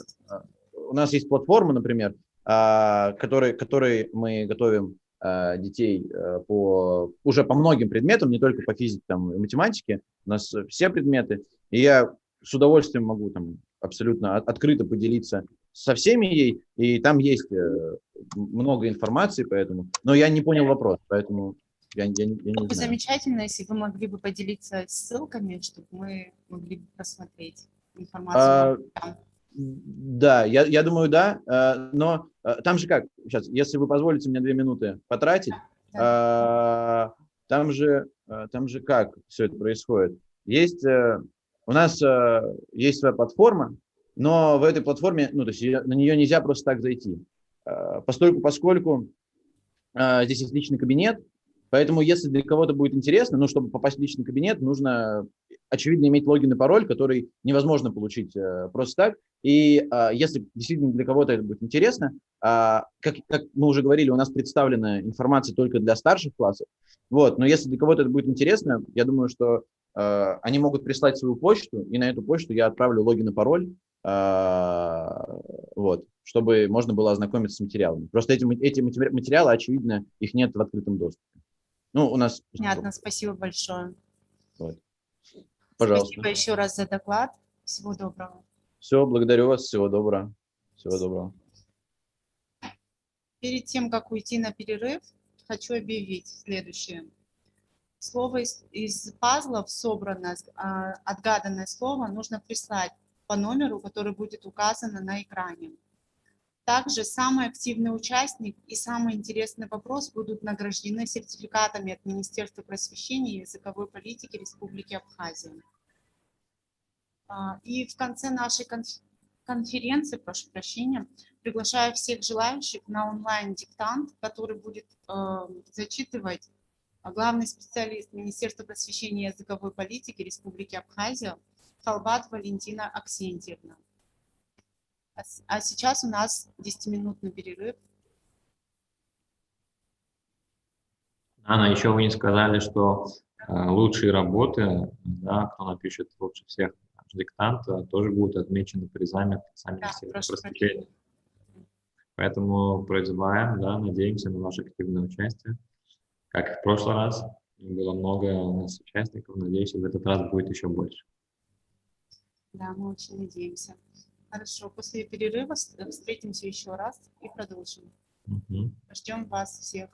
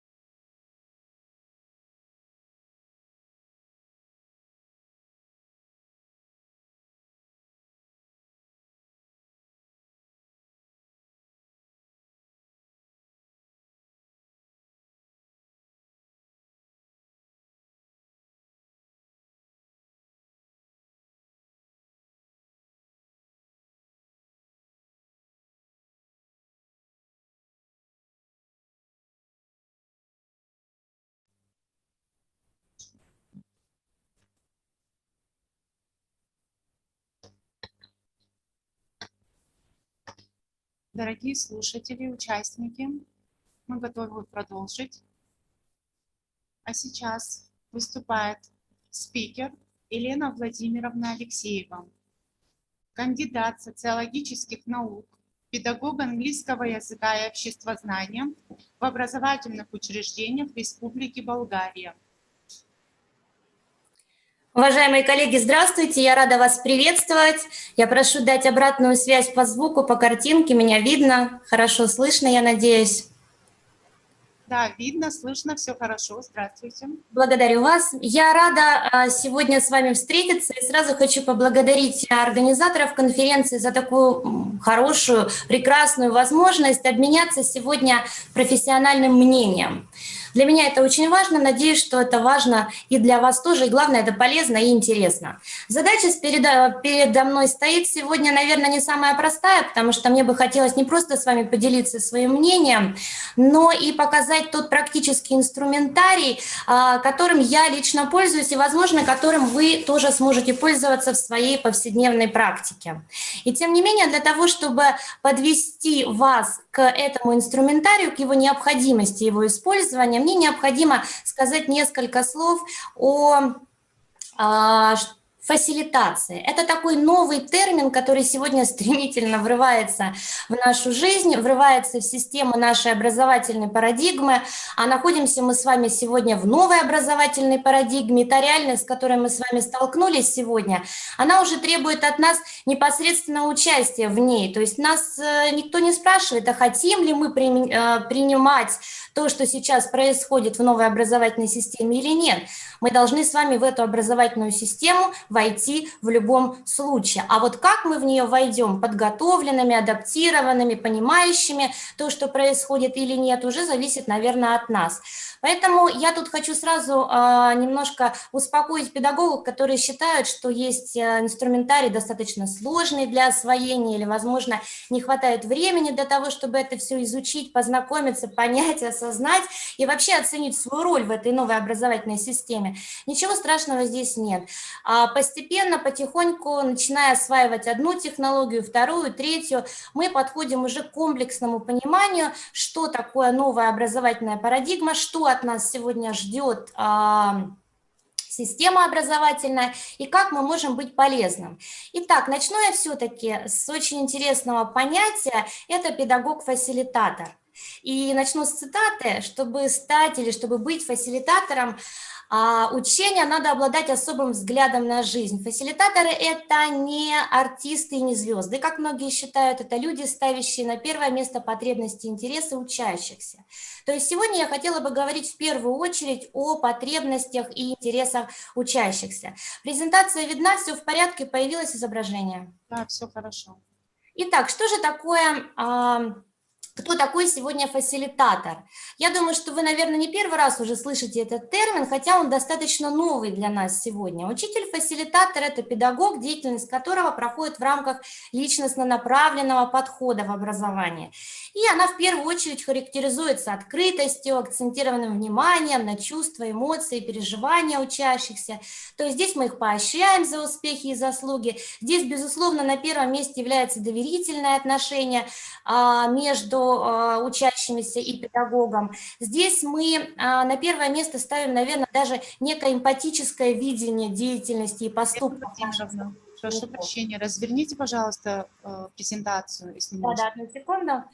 Все, спасибо. То есть фасилитация на сегодняшний день – это некий управленческий стиль, который мы с вами ведем, внедряем, то есть от нас зависит, как будет проходить образовательный процесс. То есть здесь мы ищем некий путь, в котором мы можем слаженно и продуктивно взаимодействовать с нашими учащимися. Причем речь идет здесь абсолютно о любом типе взаимодействия. Это может быть и класс, это может быть и любая другая группа в рамках любого другого образовательного курса. То есть здесь фасилитация распространяется в том числе и на индивидуальную работу с учениками, потому что сегодня мы все с вами можем являться участниками одновременно нескольких коллективов, нескольких образовательных учреждений. Где-то мы работаем в школах, где-то мы работаем на каких-то дополнительных курсах. То есть здесь у нас уже такая свобода действия. Но само понятие фасилитации, его, конечно, необходимо использовать на абсолютно всех видах обучения. Итак, как я уже и сказала, фасилитация – это и умение принимать решения, это стиль, да, который от нас требует такой модели поведения. Это и взаимодействие с различными коллективами, это и умение строить беседы, диалоги, обсуждения и так далее. Но в первую очередь я бы, наверное, на первое место поставила умение адаптироваться к новым социально-экономическим условиям. Я начинала свое выступление с этого, и я еще раз хочу ваше внимание на это обратить, что действительно адаптация к новым социально-экономическим условиям, развитие развития общества, она сегодня является для нас ключевой. И от нас зависит, насколько легко мы сами можем адаптироваться, насколько мы можем быть интересными с точки зрения наших учащихся, насколько они нас воспринимают как педагогов, насколько мы этот управленческий стиль можем эффективно использовать и так далее. И все это делается, опять же, да, повторюсь, в рамках новой образовательной парадигмы, в которой мы все уже оказались. То есть у нас уже нет выбора, мы уже там, в этой новой системе. И, возможно, те условия, с которыми мы столкнулись, условия пандемии, они как раз-таки подталкивают нас к тому, чтобы мы какой-то инструментарий уже непосредственно внедрили в свою практику. То есть мы должны с вами создать некий особенный образовательный климат, и коллеги, которые выступали до меня, они, конечно, очень четко подмечали все и делились с вами инструментарием, который помогает нам такой образовательный климат создать максимально эффективно. Я иду дальше, сказать хочется очень много, я постараюсь успеть все. То есть подвожу вас еще раз. Педагог-фасилитатор – это мастер своего дела. Это не просто профессиональный педагог, это очень чуткий педагог. На мой взгляд, это педагог, который действительно очень понимает и не только понимает каждого учащегося, но он понимает, что такое образовательный процесс, как его нужно направлять, к чему нужно все это выводить. Итак, к неким методам, условно методам фасилитации, которые может использовать педагог-фасилитатор, я бы отнесла, например, метод интернационального кафе, технологии диалог, фасилитированную дискуссию, стратегию Уолта Диснея, Open Space, мне очень нравится методика, динамическая фасилитация, классический мозговой штурм, метод Дельфи. Их много. Я сейчас говорю о неких фундаментальных, о неких таких вот достаточно обобщенных методиках, но в каждой из них вы можете применять достаточно широкий интерактивный инструментарий. Я, конечно, не могу вас сегодня познакомить в рамках своего короткого выступления со всеми методами, но я постараюсь максимально обзорно, поэтому если при необходимости, пожалуйста, можете конспектировать и потом более детально познакомиться с каждым из предложенных мной инструментов. Итак, я иду дальше. Самый главный вопрос, а фасилитатор ли я? Попробуйте ответить на него прямо сейчас, да, даже можете написать в чате, а вы считаете себя фасилитатором? Кто я?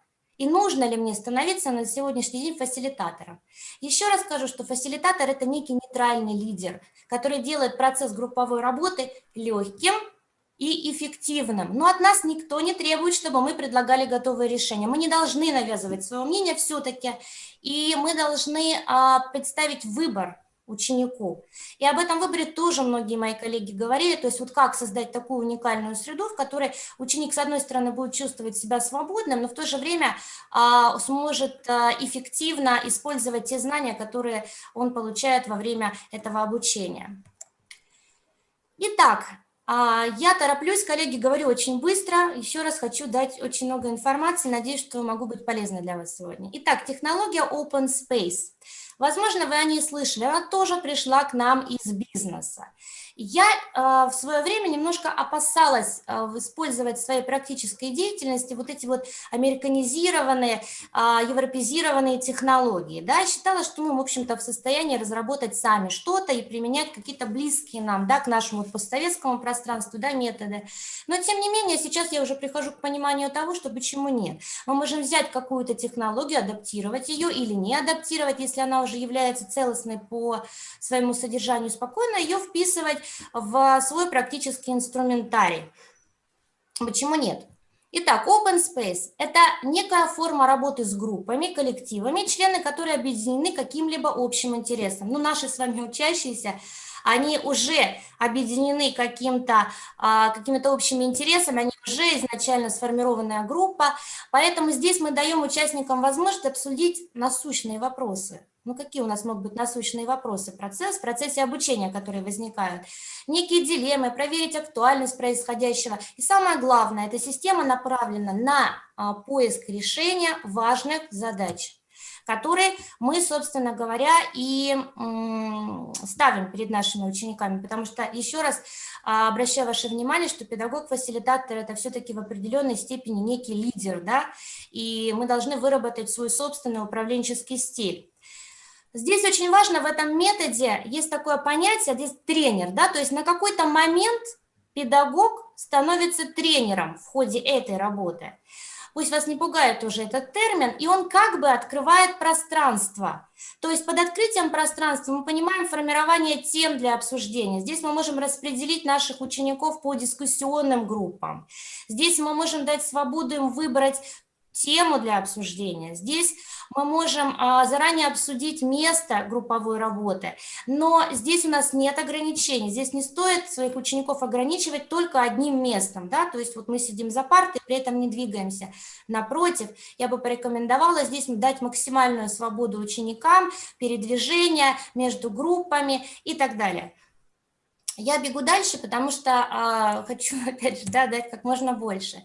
Существуют некоторые постулаты этого метода, этого способа групповой работы, которые базируются на том, что все, кто находится здесь и сейчас, это нужные люди. Все, что случается у вас в рамках работы Open Space, случается по принципу «так и должно произойти». Любое время начала групповой работы – это самое подходящее время, и процесс заканчивается сам по себе. Но он как бы условно заканчивается сам по себе, да, то есть мы обсудили тему, мы выработали какое-то решение вопроса, которое вы ставите, да, перед своими учениками, и здесь вы как лидер, как тренер, потому что в данный момент вы выступаете в роли тренера, вы этот процесс подводите к своему логическому заключению. Еще один метод, сейчас одну секундочку, я переключу слайд, почему-то попала сюда. Угу. Еще один метод, который можно применять в рамках того, что мы называем фасилитация, в рамках нашей работы, это метод Дельфи. Метод Дельфи, я думаю, что он действительно очень объемный, он интересный, он глубинный, поэтому здесь я бы порекомендовала вам самостоятельно найти информацию. Я могу дать очень кратко, да, что он включает в себя 3 этапа: предварительное, основной и аналитический, что здесь у нас с вами выступают группы. Здесь наша задача как педагога разбить наших учеников, учащихся, на несколько групп. То есть у нас будет группа экспертов, у нас будет группа аналитиков. Здесь нам необходимо обязательно крутить. Здесь мы как бы немножко крутим наш вопрос, который мы ставим, нашу задачу, да, наш проект вот на данный момент времени, что мы делаем, да, на нашем уроке. Мы его как бы вращаем от одной группы к другой. Ну, я могу сказать, что ученики с удовольствием это делают, им очень интересно, когда их делят на группы. Вот одна группа экспертов, другая группа это аналитики. Здесь может быть один аналитик, несколько аналитиков. Здесь обязательно будет некий такой исследовательский этап. Здесь мы предлагаем какие-то решения, здесь мы их обсуждаем, тут же мы их корректируем, да, если возникает в этом необходимость. Еще один метод, которым я бы хотела с вами поделиться, тоже очень интересно, именно в рамках фасилитации, это стратегия Диснея. Вот как раз я вам говорила о том, что я раньше немножко побаивалась вот таких вот американских инструментов, да, технологий. Но, в общем-то, тем не менее, я сегодня нахожу его достаточно любопытным. Это так называемый арт-коучинг. Можно сказать, что Уолт Дисней, действительно, Уолт Дисней создал эту методику, систему. Считается, что создавалась эта методика в рамках того, когда они производили свои мультфильмы, замечательные фильмы, и Уолт Дисней придумал эту систему для более эффективного управления групповым процессом. Давайте рассмотрим более детально, да, то есть что это за методика такая. Коллеги, все видно, хорошо, да? Да, все видно. Угу. Дисней, он разделял способы мышления. Он говорил о том, что в каждом из нас заложено несколько ролей. Это роль мечтателя, реалиста, наблюдателя и критика. И мы всегда можем покритиковать, мы всегда мечтаем, создавая какой-то проект, мы всегда оцениваем критерии, исходя из принципа, насколько реально, да, все это осуществить. И мы в некотором роде всегда выступаем в роли наблюдателя тоже. Так вот, почему бы нам не использовать все вот эти вот заложенные в нас роли для того, чтобы эффективно осуществлять групповую коммуникацию? Коллеги, когда я рассказываю вам про вот эту методику, я хочу, чтобы вы представляли себе, а как вы можете применить ее в своем образовательном процессе, да? То есть как можно это использовать на том или на ином уроке, как это можно использовать, например, в рамках освоения новой темы или в рамках закрепления темы уже изученной. Поэтому это не оторванные методы, которые никак нельзя вписать в процесс образования, обучения, напротив. Это очень интересно, и когда мы начинаем это уже на практике применять, мы понимаем, что как здорово, а детям-то нравится, и не только детям нравится, и нам нравится, и мы видим результат от такой деятельности. Итак, мы можем разбить наших учащихся в этом методе на несколько групп. Можем сделать по-другому, можем какому-то одному ученику, какого-то одного ученика наделить ролью мечтателя, реалиста или критика. Можем создать несколько команд, тут уже зависит от нашей фантазии. Главное нам соблюдать определенные шаги, да, которые мы должны сделать в рамках вот этого вот метода, да. Здесь Уолт Дисней предложил сформировать так называемые пространственные якори. То есть, у якоря это условно, это может быть лист бумаги, якорь, это может быть какой-то предмет, это может быть игрушка, если мы с вами говорим о начальной школе. Вот. Таким образом, мы, соприкасаясь с тем или иным якорем, меняем способ мышления или переходим из одной роли в другую роль. Давайте посмотрим с вами более детально на последовательность, да, на те шаги, которые нам необходимо выполнить для того, чтобы пройти эту групповую работу по методу Диснея. Нам необходимо погрузиться на каком-то этапе в роль мечтателя. Или мы погружаемся, или мы ученика погружаем в эту роль, или мы погружаем целую группу. Тут уже вы будете решать, как вам применять эту методику. Итак, не ограничивайте учеников или ученика, пусть он мечтает. Предложите ему какое-то интересное направление, как сделать какой-то проект, презентацию или что-то еще. То есть нужно понимать, что здесь нет ограничений творчеству и нужно как можно больше пофантазировать. Вот здесь вот нет предела фантазии. Потому что самый лучший образ, он и реализует мечту. То есть здесь мы должны объяснить нашим ученикам, что чем больше они мечтают, тем больше они приближаются к заветной цели. На следующем этапе необходимо войти в позицию наблюдателя. Но наблюдатель у нас всегда нейтрален. Наблюдатель может дать рекомендацию мечтателю, например, а как улучшить его работу? И после чего мы передаем вот этот вот наш проект, который мы хотим создать, реалисту. Реалист предполагает, что, конечно, в некотором роде это даже критик. Реалист всегда подойдет к этому с реальной точки зрения, скажет, насколько реально создать этот проект, насколько реально выполнить эту задачу. Он тоже наделяет, скажем так, своим мнением и тоже корректирует вот эту вот мечту. Далее, что происходит? Опять позиция наблюдателя, то есть опять некая оценочная деятельность. То есть вы понимаете, как это происходит, да, в рамках групповой работы. У нас могут быть какие-то созданы уже проекты, могут быть какие-то чертежи, рисунки, ответы на тестовые вопросы, все что угодно. Наша задача по кругу идти и переходить из одной позиции в другую или передавать наш проект на обсуждение от одной группы в другой. То есть мы ходим и передвигаемся по этим этапам. Мечтатель, реалист, наблюдатель, мечтатель, реалист, наблюдатель. Шагов достаточно много. Я думаю, что более подробную информацию вы можете найти самостоятельно, если вам этот метод будет близок, и вы захотите его использовать в своей практике. Поэтому я здесь немножко просто познакомлю вас со слайдами, да, чтобы у вас было впечатление какое-то сложилось, да, впечатление об этом методе. Но самое главное, что мне необходимо донести, это вот эта вот круговая работа, когда вот из одной группы в другую переходит проект, и каждый его дополняет, исходя из той роли, которую он выполняет, мечтателя, реалиста, наблюдателя.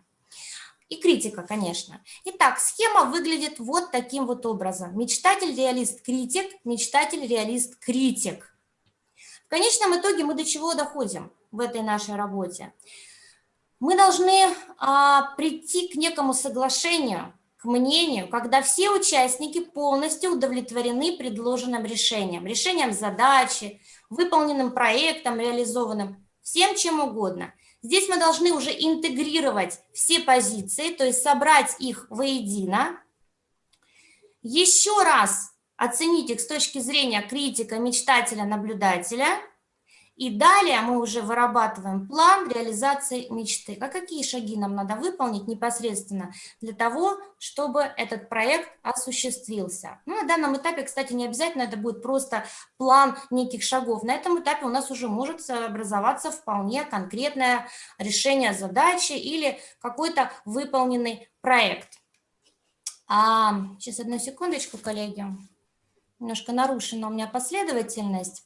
Помимо метода Диснея, здесь можно было бы, наверное, еще поговорить о методе Дельфи. Сейчас, одну секунду, он у меня немножко потерялся.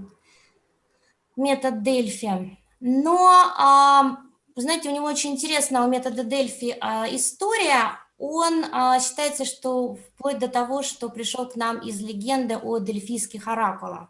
Но чтобы, наверное, не тратить время, потому что хочется к практике, да, перейти. Я вам хочу сказать, что когда мы говорим о пространстве фасилитатора, мы в первую очередь говорим о применении интерактивных методов в обучении. И мы в первую очередь говорим с вами о некой визуализации. Да, сегодня визуализация, она стоит у нас на первом месте. Мы не можем уже позволить себе объяснять ученикам что-то на пальцах. У нас сегодня широкий есть инструментарий с вами, интерактивные доски, презентации, все то, что облегчает нам жизнь, облегчает жизнь ученикам, и тем не менее ставит вот эту вот визуализацию информации как основное, да, направление в интерактивном обучении на первое место. Для того, чтобы грамотно подойти и понять, как продемонстрировать визуальный инструментарий, то есть какие инструментарии необходимо нам использовать на наших уроках, я бы рекомендовала вам изучить несколько направлений. Это теорию Ричарда Грегори, ознакомиться с экспериментами Саноки Сульмана, обязательно изучить феномен бинокулярного соперничества, обязательно познакомиться с понятием типографики и эстетики и, возможно, даже изучить Кастеллана, Хендерсона с точки зрения восприятия сцены. Вы скажете, зачем? Коллеги, это нам облегчит понимание, потому что даже создание презентации, вот когда мы создаем презентацию, например, да, или какой-то визуальный ряд для наших учеников с использованием той или иной программы, он требует от нас понимания. Какой цвет использовать, какой размер букв использовать, какой шрифт использовать, на что в первую очередь будет обращено внимание, да, визуальное внимание ученика. То есть если мы не знаем элементарных вот этих вот правил построения визуального ряда, то тот материал, который мы предложим к демонстрации, он может просто оказаться неэффективным. Я просто вам хочу напомнить, что 90% информации у нас поступает через глаза, но при этом до мозга не доходит. То есть мы наблюдаем огромное количество картинок вокруг нас, но это не значит, что у нас мозг успевает эту информацию обрабатывать. Поэтому для того, чтобы мозг обрабатывал эту информацию наиболее эффективно, безусловно, нужно быть в курсе вообще, что такое визуализация и как это эффективно, как создавать, да, эффективные продукты через презентацию, ну, к примеру.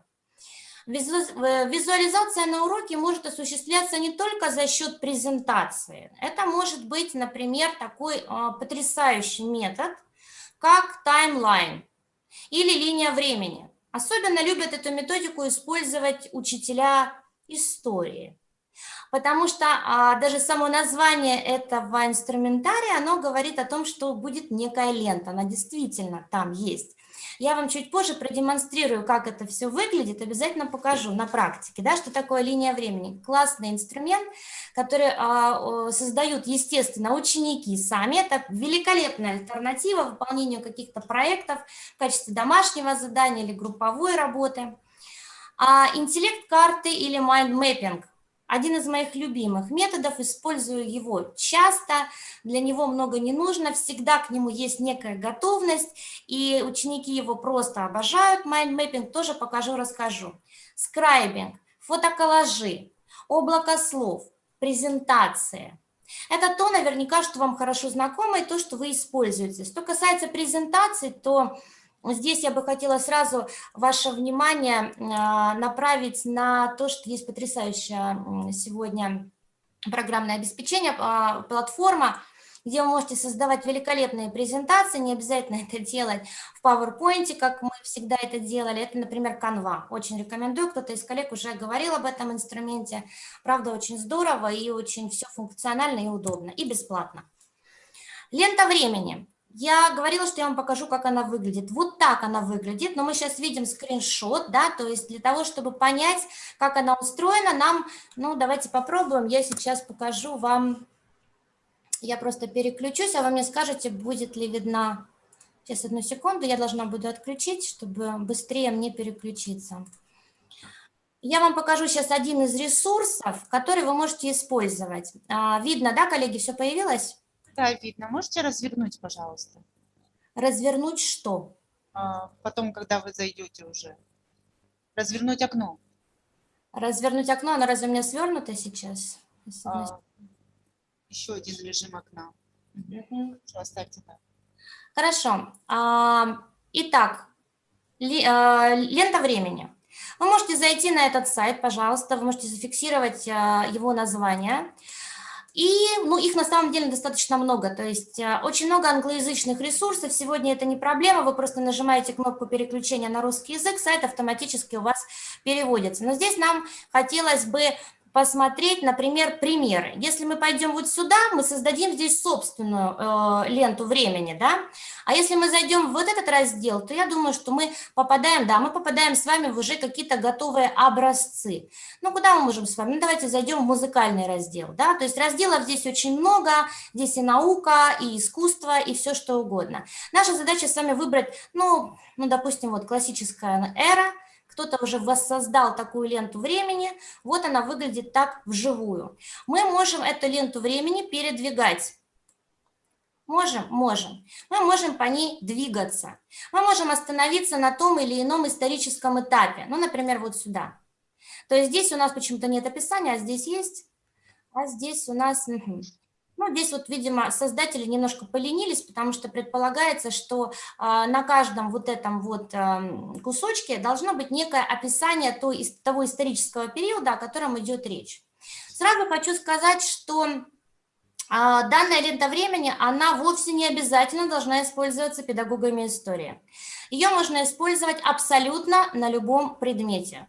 И действительно, ученики очень любят ее воссоздавать, очень любят с ней работать, с этой методикой.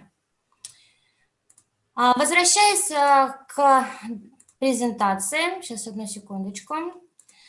Давайте попробуем с вами все-таки познакомиться еще с какими-то методами, поэтому я бы не хотела очень подробно останавливаться только на ленте времени. Помимо ленты времени, кстати, вот еще некоторые ресурсы, да, которые вы можете использовать для создания этой ленты времени.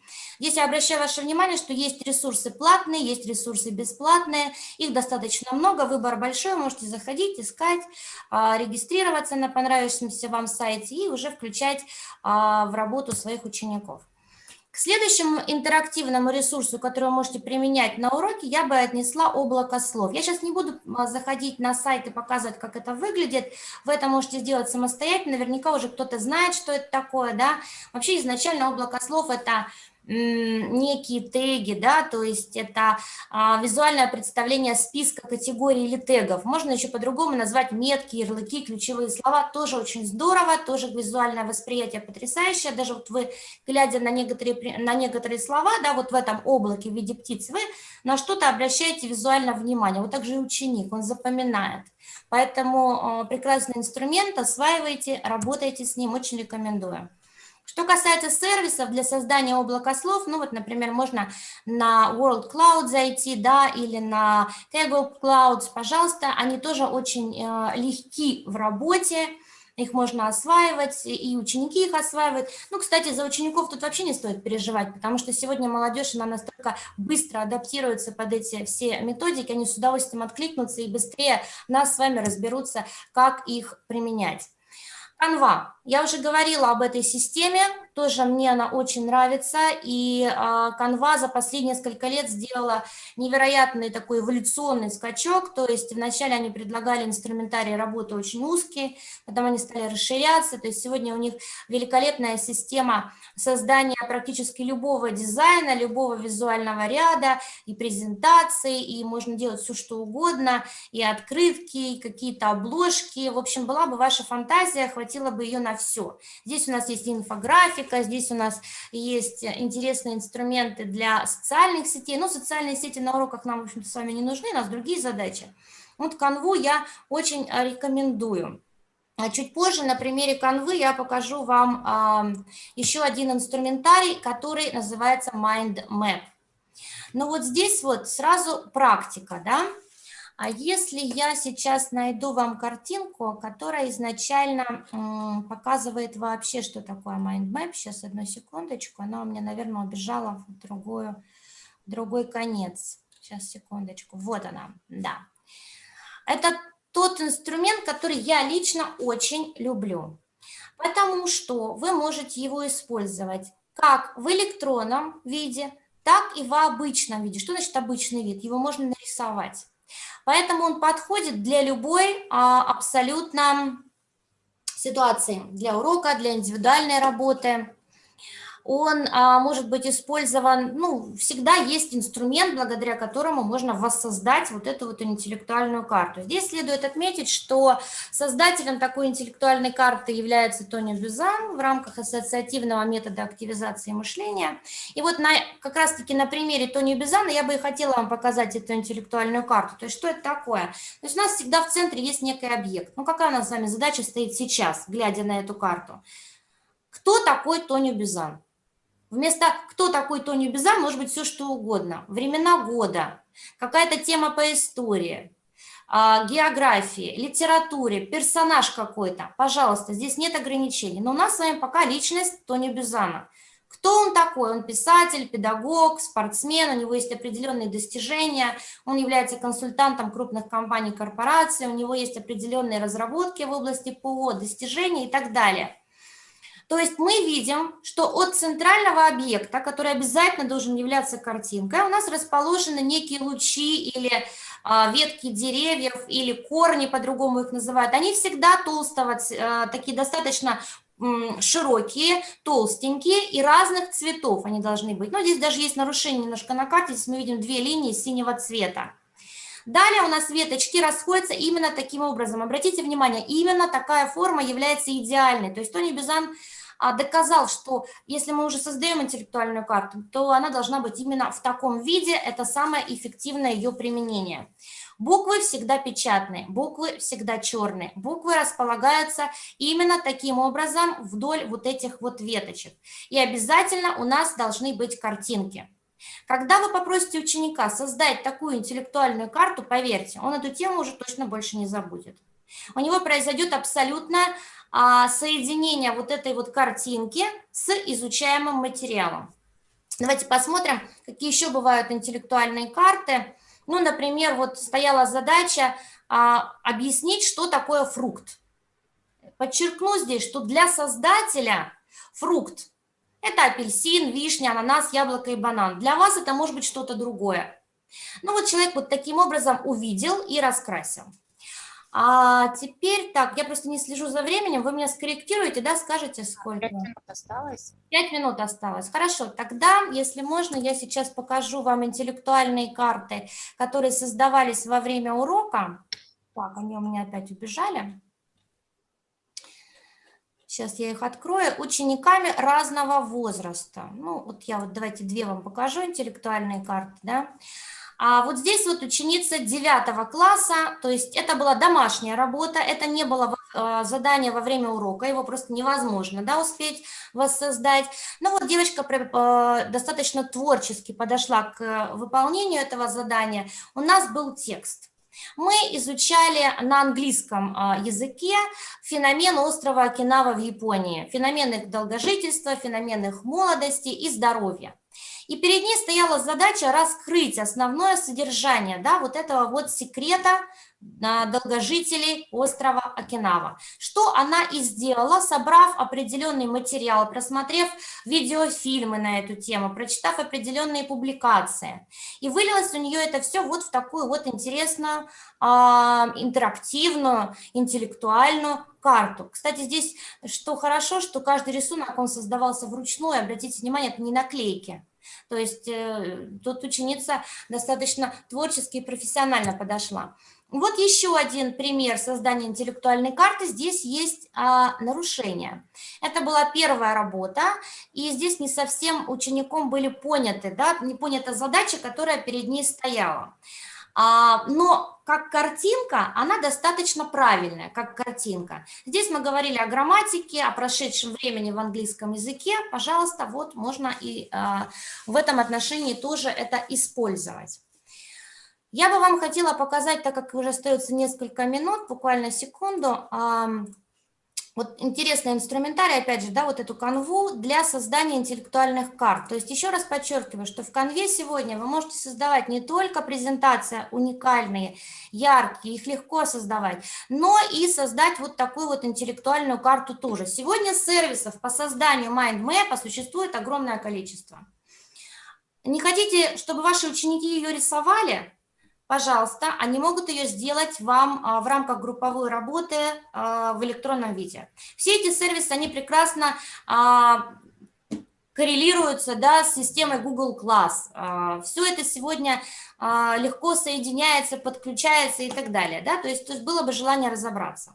Для того, чтобы создать такую карту, нам достаточно вот сюда вот нажать, да, Create My Mind Map, и мы с вами попадаем уже в готовый шаблон для ее создания.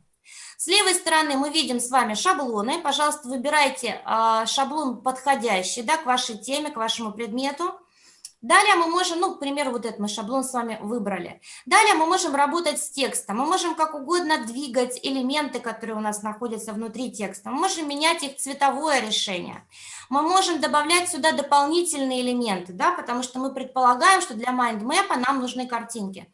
У нас есть готовые, у нас есть система поиска, где мы можем, например, вот Kings, короли, да, вот, пожалуйста, на тему короли у нас появляется много-много каких-то картиночек, которые мы можем размещать но на нашем шаблоне. Очень легко пользоваться, не обязательно сразу регистрироваться, вы можете создать карту, потом просто вот нажав на эту стрелочку, скачать ее, но здесь уже потребуется, конечно, вам процесс регистрации. Регистрация легкая, все бесплатно, скачивается абсолютно легко и без проблем. Так, я так понимаю, что время заканчивается, да, мое? Естественно, я много не успела, хотя старалась говорить. Спасибо большое за столь познавательный доклад. Было очень-очень интересно вас слушать. Но, к сожалению, времени на дополнительные вопросы очень мало, буквально минута. Я озвучу, если успеете, надеюсь, успеете ответить. Все эти методы международные или они разработаны в России, и как долго они применяются? Методы, они разработаны, они международные, но дело в том, что сегодня российских разработок огромное количество. То есть сегодня не стоит вопрос, что выбрать, да, то есть какой ресурс. Выбирайте любой, какой вам нравится. Например, сегодня вот для преподавателей английского языка уникально разработали платформы, коллеги просто великолепные, да, которыми я пользуюсь, это российские разработки. То есть тут не стоит вопрос, какими разработками пользоваться. Главное, чтобы вам было удобно ими пользоваться, чтобы этот инструмент был доступный для вашего применения. Понятно, спасибо за ответ. Спасибо за доклад. Всего доброго. Благодарю вас. Всего доброго. А сейчас выступает следующий спикер. Астанда Раулевна Сацба, управленец, коуч, преподаватель в Абхазском государственном университете в дисциплине стратегическое мышление.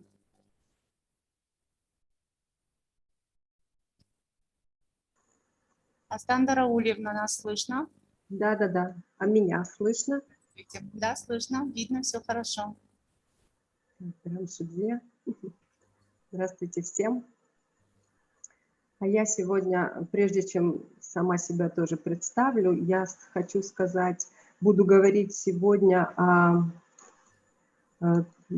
личности педагога, воспитателя, о его мировоззрении и какими принципами он желательно пользовался бы, чтобы быть успешным. То есть вот если все, что я буду говорить сегодня, знали бы учителя, родители, воспитатели, то никогда не было бы неуспешных детей. Никогда не было бы ссор, никогда не было бы споров. И вот, то есть у каждого учителя есть любимчики, хотя так не должно быть. После того, как вы прослушаете мою лекцию, я надеюсь, у вас весь класс будет любимчики. Я надеюсь на это. И я хочу вас пригласить вот в свое пространство, да, на территорию лучших учителей, лучших родителей, лучших воспитателей и познакомить с коучинговым мировоззрением, которое вам даст, ну, хорошие эффекты. Ну, давайте, теперь я о себе. Я Садбастан, да?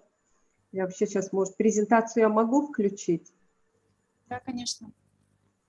Так, сейчас, одну секундочку, где у меня рабочий стол, я не вижу. Где мой рабочий стол? Демонстрацию экрана, пожалуйста.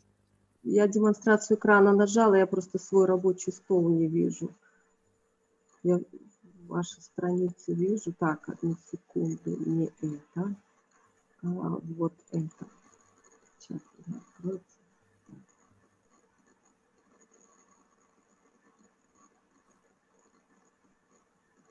К сожалению, нам не видно. Да, вот загрузилось. Вот. Коучинг в педагогике. Следующий мой слайд. С чего я хочу начать? Слайды не видны. Вам слайды не видны? Нет. Вы можете зайти еще раз и выйти в демонстрацию экрана. Так, сейчас войду в этот Zoom. Я не могу войти в Zoom. Все еще не видно? Вас видно и слышно, а вот сам слайд не виден. Так, остановить демонстрацию. Сейчас, одну секунду. Теперь захожу еще раз. И заново пытаюсь сделать демонстрацию.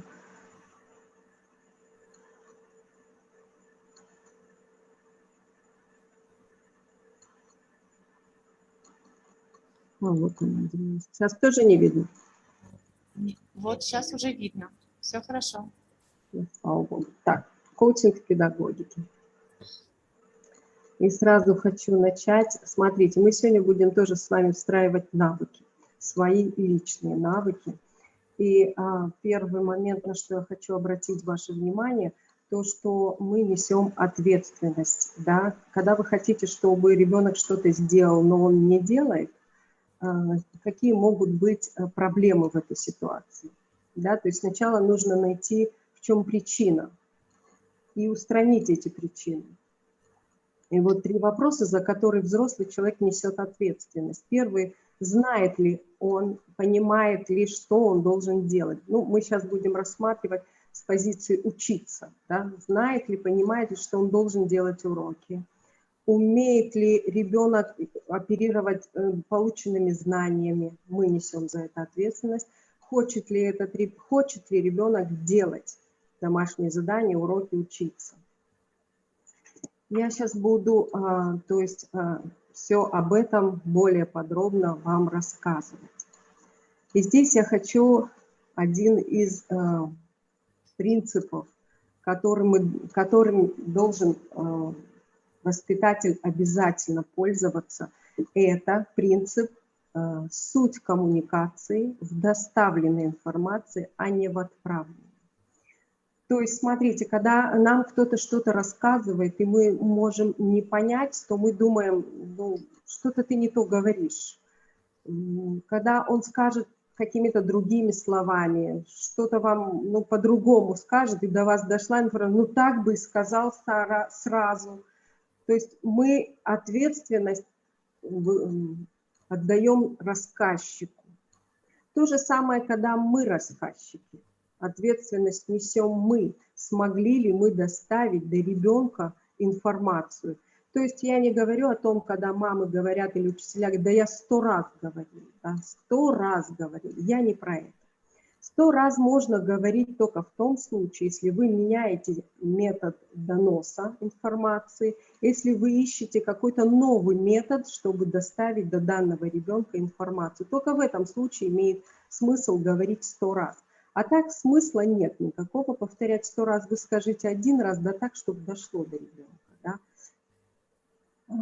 То есть я еще хочу в этом моменте рассказать, что была писательница Хелен Келлер, которая родилась здоровой, но в возрасте года и 8 месяцев она перенесла какую-то тяжелую болезнь, и впоследствии она потеряла и зрение, и слух.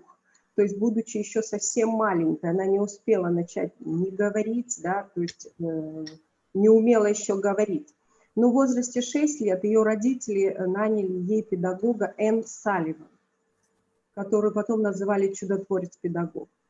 То есть этот педагог, эта женщина смогла достучаться до глухой и слепой девочки. Эта девочка впоследствии стала писателем и преподавателем вуза. То есть у нее не было возможности донести ребенка информацию с помощью слуха, типа повтори за мной, говори так, как я, или посмотри, что это за предмет. У нее не было таких возможностей, а у нас с вами есть возможности. И представляете, когда можно достучаться до слепого и глухого ребенка, то есть мы не имеем права никаких отговорок находить, если мы не можем достучаться до зрячего и слышащего ребенка. Согласны со мной? Вся ответственность лежит абсолютно на нас. Дошла ли информация до ребенка? Знает ли он, то есть, что он должен делать? Умеет ли он это делать? Это полностью наша с вами ответственность.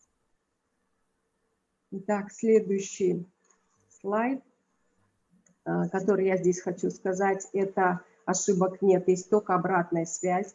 Что такое обратная связь? То есть, когда происходит что-то, то, что вот мы не планировали, да, это нам говорит о том, что этот шаг не работает. Вот Инал Соломонович, спасибо ему большое, он в своем выступлении говорил о еще принципах в коучинге, особенно вот такой вот принцип, что каждый человек, когда стоит перед выбором, он делает наилучший выбор из доступных ему на данный момент. Что это такое? Это человек или ребенок, когда стоит перед выбором, он думает, что он выбирает самый лучший на данный момент из доступных ему вариантов и думает, что этот вариант самый лучший. Как только он его выберет, сделает, только тогда он начинает понимать, что это не привело к результату, к которому он хотел. Только сделав это, только получив опыт, он понимает, что это не сработало. Обращали ли вы внимание, наверняка, да, когда нам кто-то что-то говорит, или мы кому-то советуем что-то сделать, а он все равно идет и делает по-своему.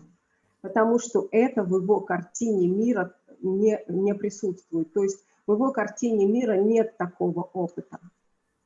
Только после того, как он это сделает, в его опыте уже это есть, что это ошибка, что это неправильный был шаг. До этого у него этого нет. Поэтому задавать вопросы, почему ты это сделал, вот неуместно. То есть мы должны с вами научить ребенка получать обратную связь из его же поступков, которые не приводят к результату. То же самое мы с вами. Как мы можем использовать вот этот принцип получать обратную связь? То есть все самостоятельные работы, все контрольные работы, домашние задания, то есть все нам показывают, если у ребенка там неудовлетворительная отметка, они нам показывают, что мы не смогли донести до ребенка, какую информацию мы не донесли до ребенка. То есть это двойка не ребенка, это двойка наша с вами, это двойка нашим возможностям и способностям доносить до ребенка информацию. Предыдущий спикер, спасибо ей огромное. Она привела очень много вариантов визуальной картинки, как можно донести до ребенка информацию. Вот используйте всю эту информацию. Вся эта информация очень полезна, и спасибо вам, предыдущий спикер, огромное. То есть вы можете себе в помощь. Сейчас в мире очень много вариантов и очень много площадок, где можно это все скачивать и брать образцы. Так что эти двойки, дорогие взрослые, дорогие учителя, это наши с вами двойки. Это не двойка ученика. Это мы с вами не смогли до него донести информацию. Это вам поможет работать над собой, еще больше искать методов, чтобы достучаться до ребенка. Я вам эту информацию не говорю для того, чтобы у вас опустились руки, а чтобы вы понимали, что можно достучаться до каждого ребенка, потому что в каждом ребенке, во-первых, он это заслуживает, чтобы на него обратили внимание. Во-вторых, в каждом ребенке заслуженно, врожденно в нас, в людях, заложена способность к развитию.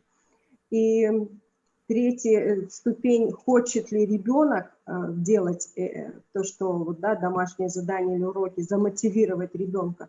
Оказывается, если ребенок знает, то есть мы до него донесли информацию, если мы его смогли научить это делать, да он с большим удовольствием демонстрирует, что он умеет. Он хочет показать всем, что он умеет. То есть нам просто нужно до него достучаться и ему помочь ему это освоить, чтобы уметь оперировать этими знаниями. И нам в этом поможет следующая техника, следующий инструмент – 4 ступени к мастерству. Оказывается, чтобы достичь мастерства, нужно всего пройти 4 ступени. И первая из них – это формулирование цели. То есть те, кто умеют водить, или те, кто начинали какое-то новое дело, вы понимаете, мы сначала вдохновлены энергией, мы хотим, мы себе представляем, как это будет все красиво, шикарно. И наша прямая будет двигаться вот в таком направлении. То есть мы наверху, у нас энтузиазм сумасшедший, сколько у нас силы, энергии, мы хотим это дело, мы хотим начать это дело. И мы ее начинаем. И постепенно, это первая ступень, мы переходим ко второй ступени, наш энтузиазм падает, мы начинаем понимать, что мы ничего не умеем в этой области, и ничего у нас не получается. Мы делаем, у нас ничего не получается. То есть падает наша самооценка, наш энтузиазм. И как только он упадет до уровня, когда мы скажем себе, все, я брошу, у меня ничего не получается в этой области, я брошу все. Смотрите, я вас поздравляю. Вот на этом уровне начинается подъем наверх. То есть начинается 3-я ступень, набор скорости. Мы должны с вами еще немного, еще раз 10 сделать то же самое, повторить свои усилия, и мы начинаем набирать скорость, мы поднимаемся наверх, мы приближаемся к мастерству. И 4-й уровень, естественно, это мастерство.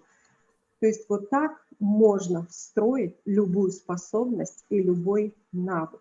Если педагог это будет знать, когда будет взаимодействовать с ребенком, и он может определить, на каком уровне затык у ребенка, то есть где он застрял из этих 4 уровней, то человек может, педагог, взрослый человек может легко помочь своему ребенку или ученику преодолеть эту ступень и приблизить его к мастерству.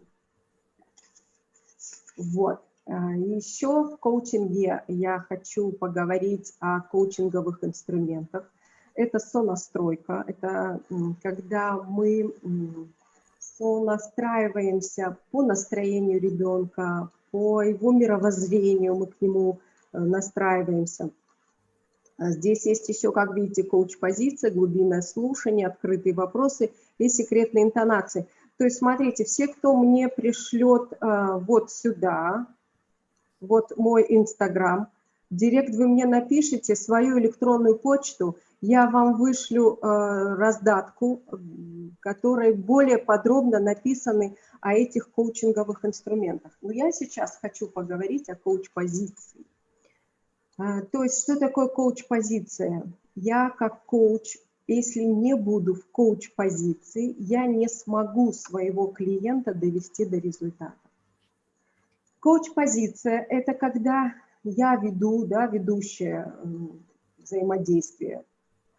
Что такое коучинговая сессия? Давайте тогда я чуть-чуть про это расскажу. Это когда приходит клиент со своим запросом осуществить какую-то цель. Коуч его сопровождает в достижении этой цели. И коуч-позиция, она нам в чем помогает? То есть мы глубинно слушаем. Что это такое глубинно слушать? Это когда мы слышим не только слова ребенка или клиента, мы когда слышим все, что стоит за этими словами, все, что хотел бы он сказать, когда мы это видим и чувствуем. Клиент коуча, он даже, может быть, эта информация даже для него закрыта. Но когда вы слушаете с этой позиции, с глубинного слушания, эта информация даже для него начинает открываться. Это правда работает, я вам как практик говорю. Это правда работает. Вот. Глубинное слушание. Коуч-позиция – это позиция, когда мы нейтрально смотрим на происходящее, не оценивая ни хорошо, ни плохо, а просто наблюдаем за происходящим. Мы наблюдаем, что он чувствует, как он видит мир, как он рассуждает. Сейчас я вам это покажу на примере спорта, как это делать ни хорошо, ни плохо. То есть, смотрите, игра идет со счетом, допустим, 2-0. Да? Тот, кто проигрывает, его картина мира будет: какой ужас. Сегодня день ужасный, игра ужасная, я проигрываю. А тот, кто выигрывает, у него совсем другая точка зрения. Какая прелесть, какая игра шикарная. Сегодня просто солнечный день, сегодня супер, какой хороший день. На одну и ту же ситуацию две абсолютно кардинальные, абсолютно разнящие кардинальные точки зрения. Но есть еще третья точка зрения. Это зрение судьи, честного судьи, не предвзятого ни к одной из сторон. Судья просто констатирует факт. Игра идет со счетом 2-0. И все. Она не хорошая и не плохая. Просто игра идет со счетом 2-0. Вот если мы сможем вот с этой позиции, я бы сейчас хотела, чтобы прям вот каждый из вас попробовал вот с этой позиции, когда мы не оцениваем ситуацию, возьмите такой вот даже сложный случай со своим учеником или со своим ребенком, какую-то сложную ситуацию, и посмотрите на него, на эту ситуацию с коуч-позиции, с глубинного слушания, с желанием понять его картину мира, посмотреть на проблему с его точки зрения. Вот прямо сейчас попробуйте, пожалуйста.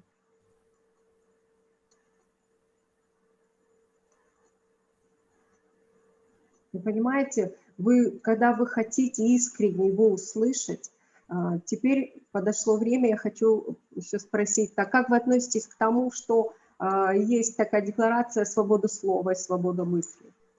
Вы сейчас скажете все: да, конечно, свобода мысли. Да, но, смотрите, еще такой вопрос. Вы когда-нибудь спорили? Конечно же, да. Я тоже спорю. Хотя знаю эти знания, я тоже спорю. Конечно же, да. Но смотрите, раз вы спорили, то есть вы не декларируете свободу слова. Потому что тот человек, который спорит, хочет навязать свое мнение другому человеку, не учитывая его мнение. Он хочет, чтобы было только одно правильное мнение, оно мое, и все, никто никого, слушайте только меня. Те люди, которые демонстрируют такое поведение, вы никогда не будете эффективны во взаимоотношениях. Имейте это в виду. То есть каждый раз, когда вы слушаете человека, нужно его слушать не с позиции «сейчас я ему что-то отвечу», «сейчас я ему это что-то скажу на это», а с позиции понять, как он видит мир, допустим, черным, а я вижу белым. И это правда интересно. Я прямо сейчас хочу, чтобы вы встроили в себе еще один навык, в себя встроили еще один навык. То есть когда вы столкнетесь с кардинально другой точкой зрения, то есть вот кардинально вот вам вот абсолютно отличающаяся от вашей, я вам предлагаю удивиться. и сказать так: правда? А ведь правда, он видит мир совсем по-другому. И это правда интересно, потому что когда мы спорим, мы не видим и не слышим, что другой человек, другая сторона хочет предложить. А как только вы остановитесь, чтобы услышать, что он говорит, самое интересное, знаете, здесь что? Самое интересное здесь то, что человек предлагает то же самое, просто другими словами. А еще интереснее, другая сторона предлагает еще более лучший вариант, чем ваш. Это уже я со своего собственного опыта вам говорю.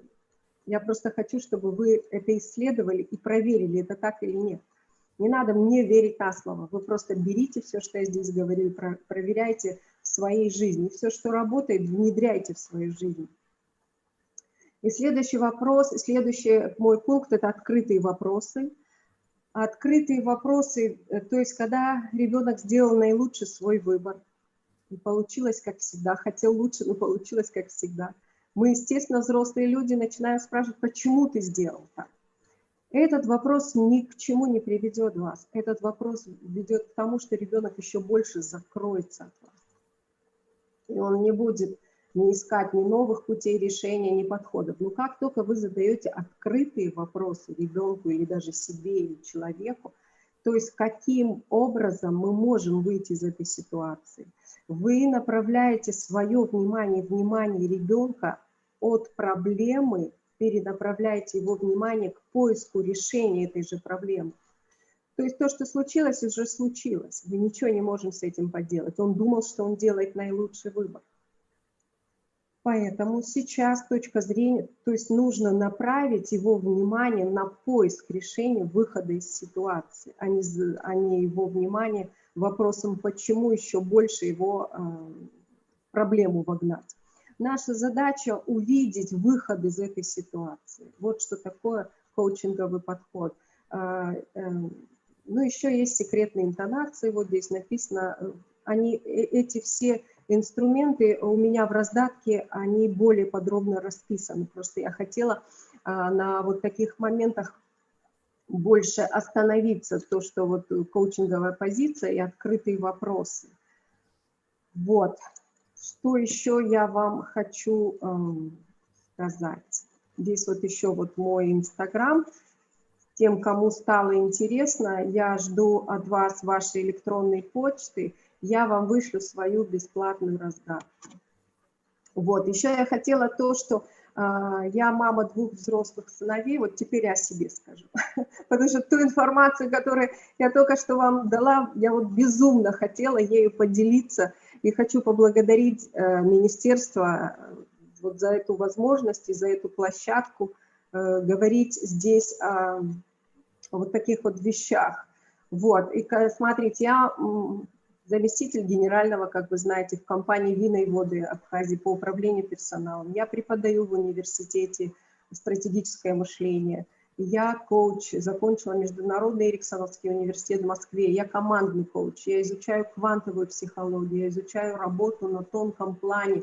И очень много-много чего я изучила, но самое большое мое достижение – это мои дети. И мне часто меня часто спрашивают, как у меня получился такой результат с детьми. И я вот хочу этим поделиться. Правда, когда мне задавали до этого, то есть я родила своего старшего сына в 21 год, и когда мне задавали такой вопрос, то есть в 30 лет, например, да, я не знала, что отвечать. Потому что мы-то воспитываем интуитивно, я воспитывала, а не по науке. Ну, мне так самой захотелось найти ответы на эти вопросы, и я их нашла. Я их нашла, изучив коучинг, я их нашла, изучив квантовую психологию. Я расшифровала свой собственный метод на шаги, и теперь я этим могу делиться. Вот, и смотрите, нас в детстве не так воспитывали. Я выросла в обычной абхазской, можно сказать, традиционной семье. Но когда я маму сегодня спрашиваю: мама, ну почему ты нас так воспитывала, почему ты нас не слышала, не понимала, то есть она говорит: меня так воспитали. Я говорю: а тебе что, это нравилось? Она говорит: нет, но я не знала, как по-другому. Вы знаете, я нашла этот метод, как по-другому. И я воспитывала своих детей, я очень уважаю наши традиции, я их люблю. Но я считаю, чтобы воспитать мультикультурного человека, какие-то традиции нам нужно трансформировать во что-то другое. Какие-то традиции нужно даже оставить. Чтобы наши дети были современными и шагали в ногу со временем, мы должны их учить, конечно же, ценностям, наши ценности.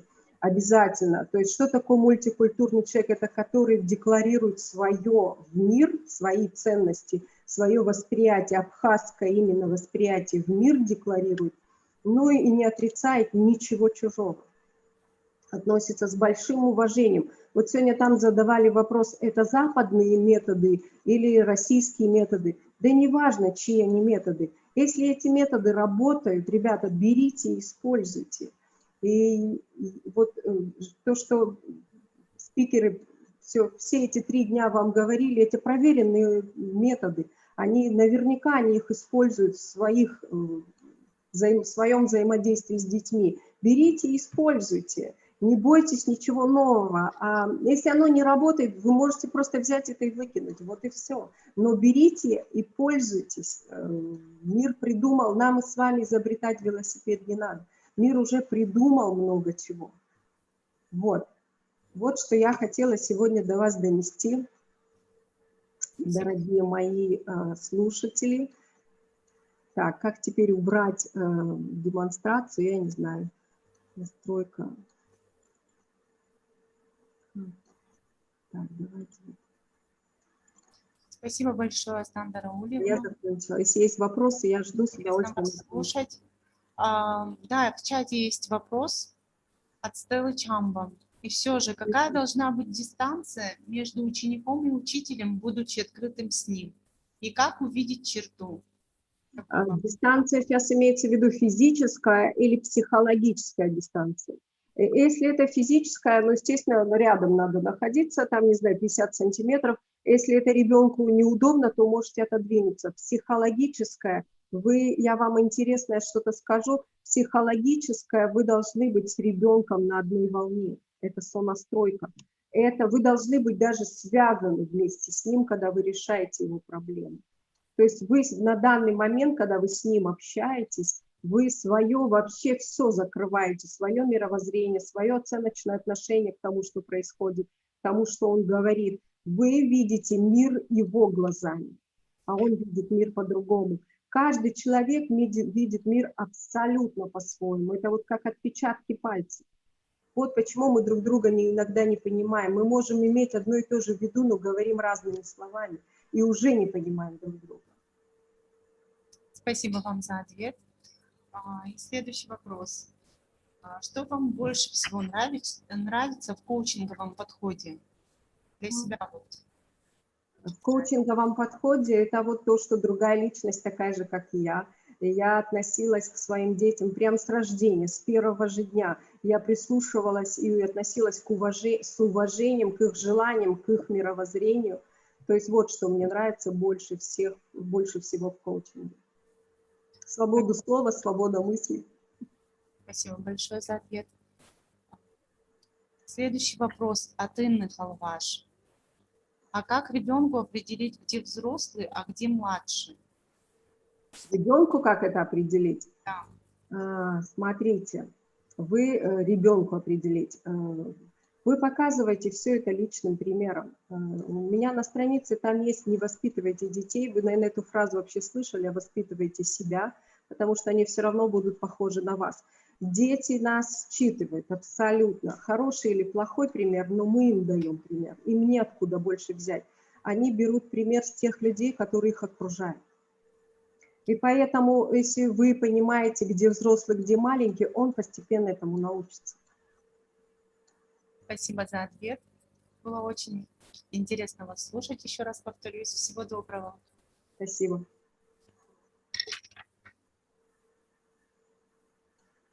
А сейчас хочу предоставить слово министру просвещения и языковой политики Республики Абхазия Габре Иналу Соломоновичу.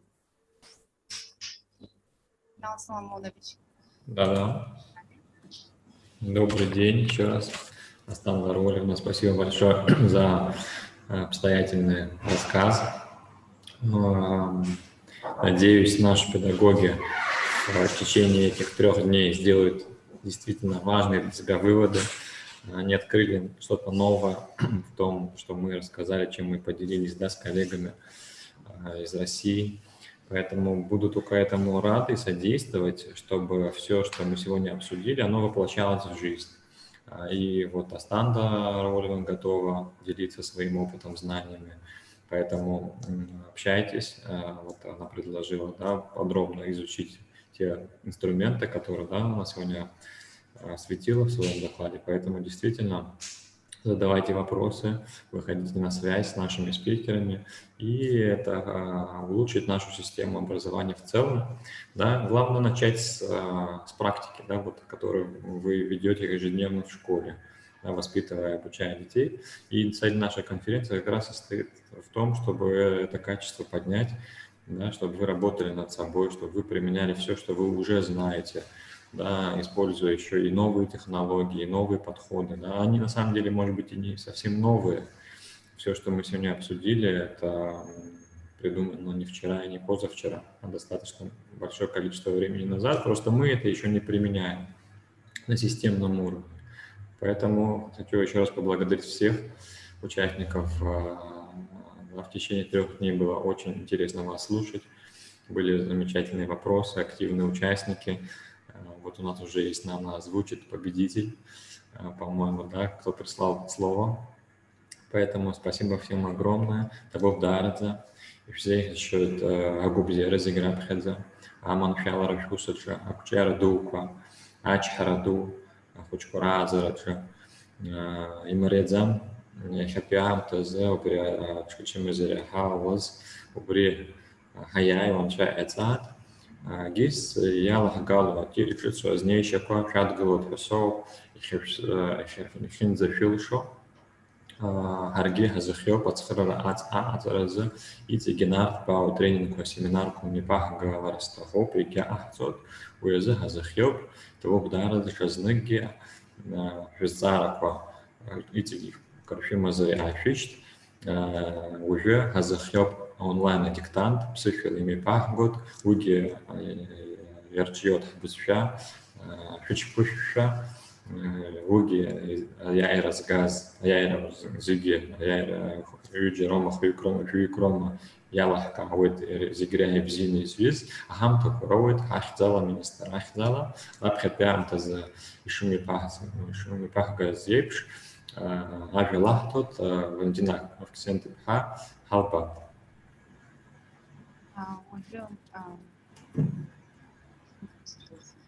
Тем временем нам прислали отгаданное слово. Мы хотим объявить победителя нашего конкурса. Это Милана Шампа, заместитель директора по воспитательной работе Мгудурской средней школы Гудаутского района.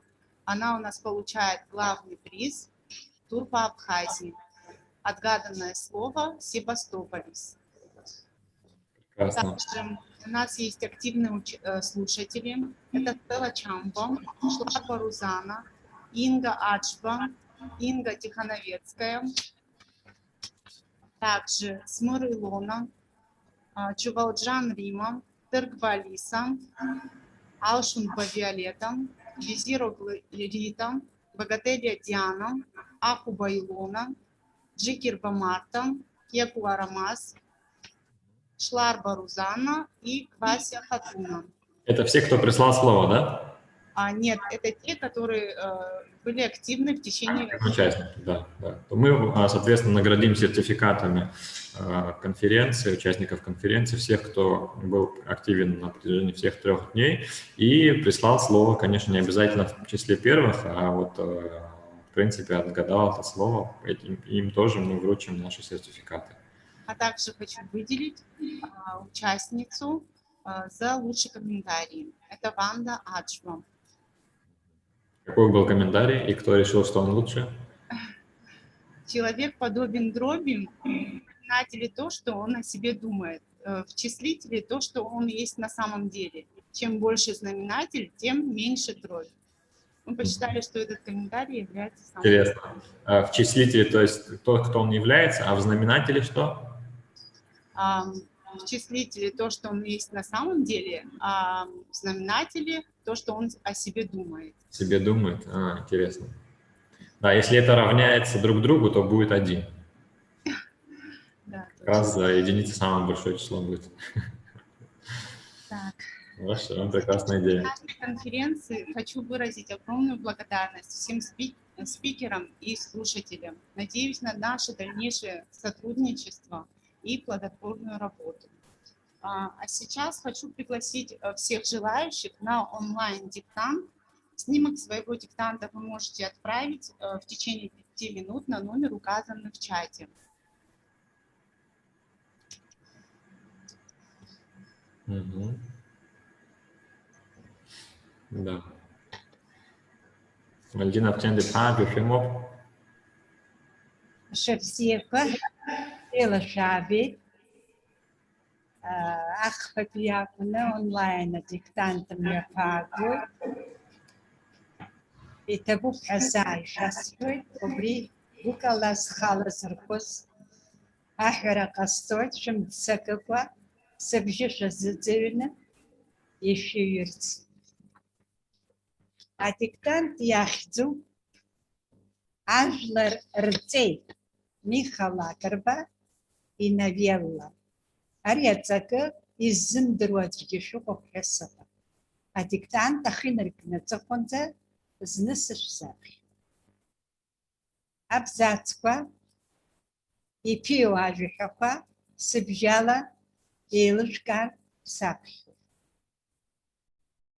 Апсны, а советом Чанышек Гыла. Рабхапи ашук спырзы агва. Вақрак дакшан, агва қадай, псуан хайы, зықрахинейхіз. Идзбейт уа ашшыпхезалы изарц, зигирей хау, а начальник ихцал. Усқанапсны хабыс иғаз, Нестор Лакоба Яков. Атахмада Иликай, Зигери Хабу, начальник Техенхоз. Аха, Аюне Дикумши. Дызлайша замью Акнадгылана из Пшра Далагы. Усдай Нестор Лакоба. Атахмада Уйданиба, Ашырхи шамхына ирсын, ишыпхьыдзныз акят уиях инайрххит. Суйхуй дад хайхабду, уапхьабри сышыпхьыдз, усыцхра, рыцхаксо. Лакобат шамханы дыпшуан. Узышамхны шлази, угыла брыжыцка, угыл схей, Ихейт Нестор. Мап, сгылаз шимхарсны, усхан сышыпхьыдз, яхауаха цгылуи. Иҳәац еиҭеиҳәон Атаҳмад. Саргьы уара уеиԥшҵәҟьа саԥсуоуп, сынхаҩуп. Инармычны ҿааиҭит Нестор. Насгьы уара акыр усиҳабуп, уҩагылан исаҳәа. Иухьыз, узыниаз. Мап, сара сгылаӡом, сқьаад уаԥхьаанӡа, инаҿаиршәит Атаҳмад. Ари ахҭыс ҟалеит, ауаа рацәаҩны изныз Аҟәа амҩадуқәа руак аҟны. Избаз, изаҳаз ауаа рыдизало иалагеит абарҭ аҩыџьа. Атаҳмада дышымгылоз аниба, Нестор Лакоба иаргьы ашырҳәа ишьамхы нарсны Атаҳмада иаԥхьа днагылеит. Нас иара иахь ихы наирхан, ҿааиҭит. Уажәшьҭа ҳаиԥшуп уаргьы саргьы. Иааг ушшыԥхьыӡ, исаҳәа узыниаз. Ирбаз џьашьаны ирыхәаԥшуан еизангылаз ауаа. Абас иҟоуп атекст аҵакы. Ҳалагоит аҩра. Аԥсны асовет мчы анышьақәгыла раԥхьатәи ашықәсқәа рзы акәын.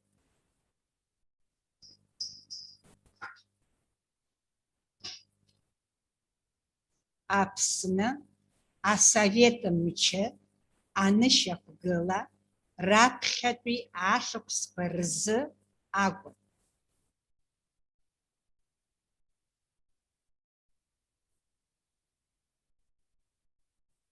Аԥсны асовет мчы анышьақәгыла раԥхьатәи ашықәсқәа рзы акәын.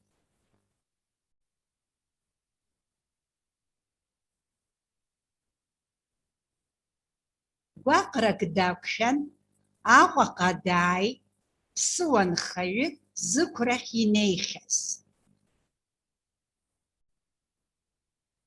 Гәаҟрак дақәшәан, Аҟәаҟа дааит ԥсыуанхаҩык зықәрахь инеихьаз.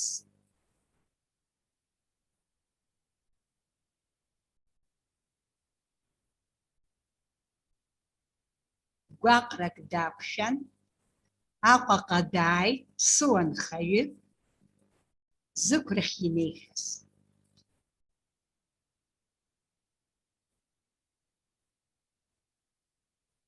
Иӡбеит уа ашша ԥхьаӡала иҵарц, зегьы иреиҳау аначальник ихьӡала, зегьы иреиҳау аначальник шырҩуа. Шәхашәмыршҭын, зегьы иреиҳау аначальник. Иӡбеит уа ашша ԥхьаӡала иҵарц, зегьы иреиҳау аначальник ихьӡала.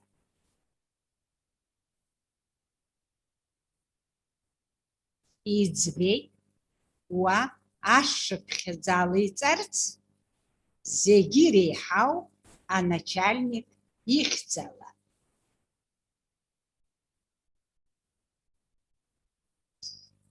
Абзацқәа шәхашәмыршҭын. Усҟан Аԥсны еиҳабыс иҟаз Нестор Лакоба иакәын. Усҟан Аԥсны еиҳабыс иҟаз Нестор Лакоба иакәын.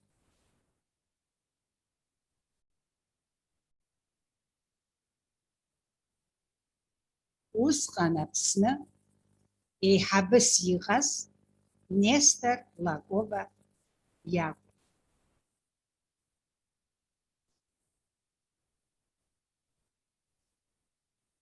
Аҭаҳмада еиликааит зегьы иреиҳабу аначальник дахьынхоз, зегьы иреиҳабу аначальник. Шәазхьаԥш. Аҭаҳмада еиликааит зегьы иреиҳабу аначальник дахьынхоз. Аха аҩны диқәымшәеит. Аҭаҳмада еиликааит зегьы иреиҳабу аначальник дахьынхоз. Аха аҩны диқәымшәеит.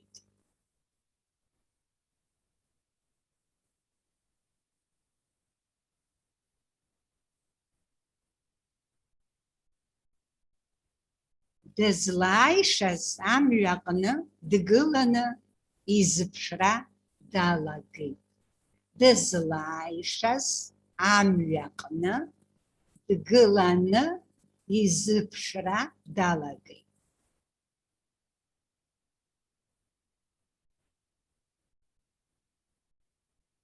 Дызлааишаз амҩаҟны дгыланы изыԥшра далагеит.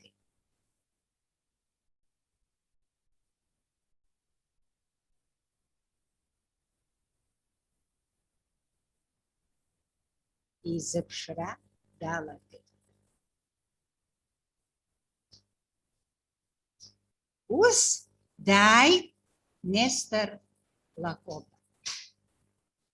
Ус дааит Нестор Лакоба.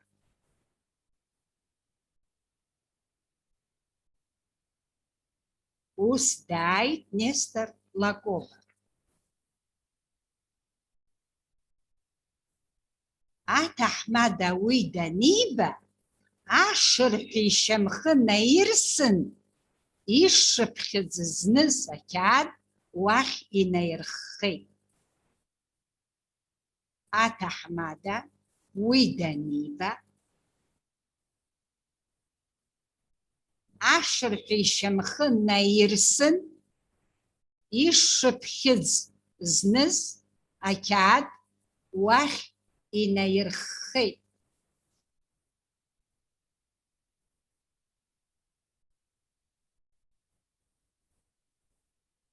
Аҭаҳмада уи даниба, ашырҳәа ишьамхы наирсын, ишшыԥхьыӡ зныз ақьаад уахь инаирххеит.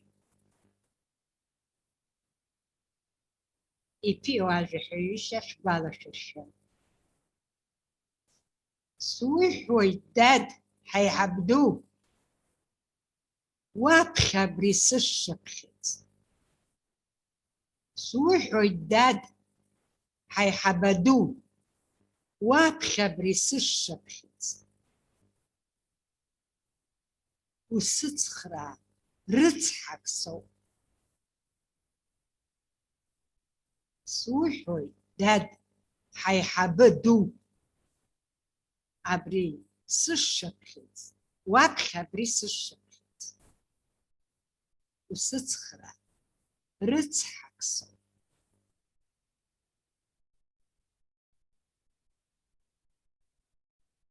Суҳәоит, дад, ҳаиҳаба ду, уаԥхьа абри сышшыԥхьыӡ.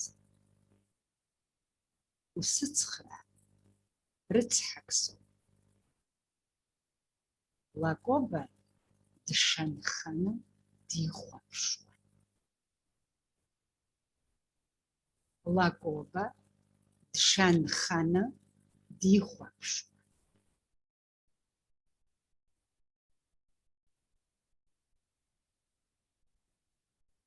Узышьамхны шлеи, угыл абыржәыҵәҟьа.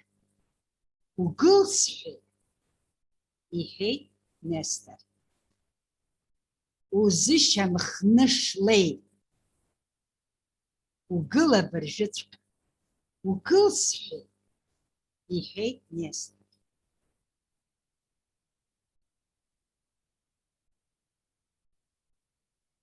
Узышьамхны шлеи, угыл абыржәыҵәҟьа. Угыл сҳәеит, иҳәеит Нестор. Мап, мап, сгылаз сшьамхарсны, усҟан сышшыԥхьыӡ иаҳа уахаҵгылоит. Ииҳәац еиҭеиҳәон аҭаҳмада. Мап, мап, сгылаз сшьамхарсны, усҟан сышшыԥхьыӡ иаҳа уахаҵгылоит. Ииҳәац еиҭеиҳәон аҭаҳмада.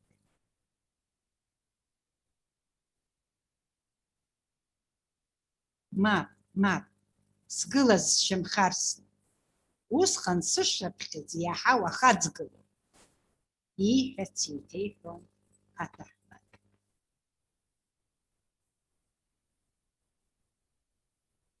Саргьы уара уеиԥшҵәҟьа саԥсуоуп, сынхаҩуп. Иаармчны ҿааиҭит Нестор. Насгьы уара акыр уеиҳабуп. Уҩагылан исаҳәа, иухьыз, узыниаз. Иԥиоу ажәаҳәа аҳәоу агәҭа ианҭагылоу аҩышьатәҟара шәгәалашәыршәа. Саргьы уара уеиԥшҵәҟьа саԥсуоуп, сынхаҩуп. Инармчны ҿааиҭит Нестор. Насгьы уара акыр усеиҳабуп. Уҩагылан исаҳәа, иухьыз, узыниаз.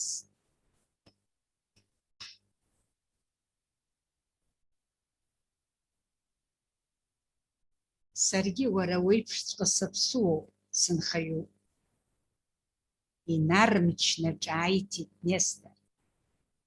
Насгьы, уара акыр ус иҳабуп. Уҩагыланы исаҳәа иухьыз узыниаз. Мап, мап, сгылаӡом. Сқьаад уаԥхьаанӡа инаҿаиршәит аҭаҳмада. Мап, мап, сгылаӡом. Сқьаад уаԥхьаанӡа инаҿаиршәит аҭаҳмада. Мап, мап, сгылаӡом. Сқьаад уаԥхьаанӡа инаҿаиршәит аҭаҳмада. Ари ахҭыс ҟалеит ауаа рацәаҩны изныз Аҟәа амҩа дуқәа руак аҟны. Ари ахҭыс ҟалеит ауаа рацәаҩны изныз Аҟәа амҩахәасҭа дуқәа руак аҟны.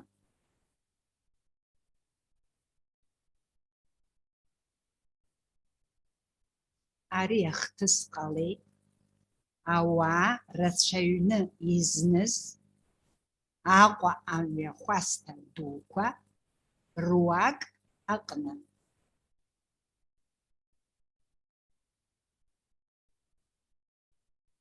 Избаз, изаҳаз ауаа рыдеизалеит. Абарҭ аҩыџьа. Избаз, изаҳаз ауаа рыдеизалеит. Абарҭ аҩыџьа.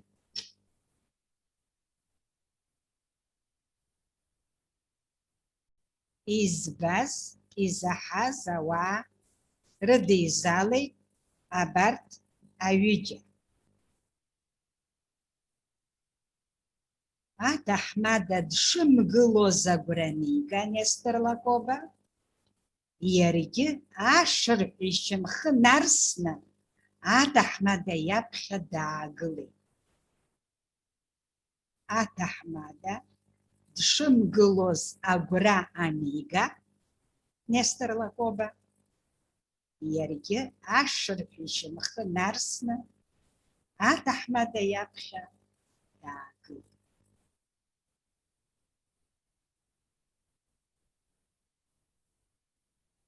Аҭаҳмада дшымгылоз агәра анига Нестор Лакоба, иаргьы ашырҳәа ишьамхы нарсны аҭаҳмада иаԥхьа даагылеит.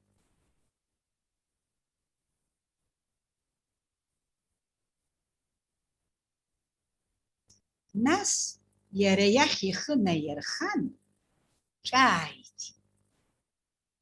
Нас иара иахь ихы наирхан ҿааиҭит. Нас иара иахь ихы наирхан ҿааиҭит. Уажәшьҭа ҳаиԥшуп уаргьы саргьы. Уажәшьҭа ҳаиԥшуп уаргьы саргьы. Иааг ушҽыԥхьыӡ, исаҳәа узыниаз.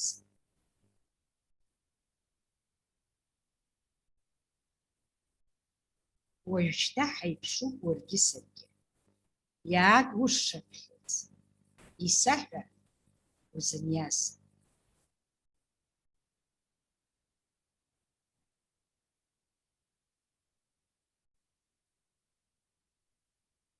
Уажәшьҭа ҳаиԥшуп уаргьы саргьы. Иааг ушҽыԥхьыӡ, исаҳәа узыниаз.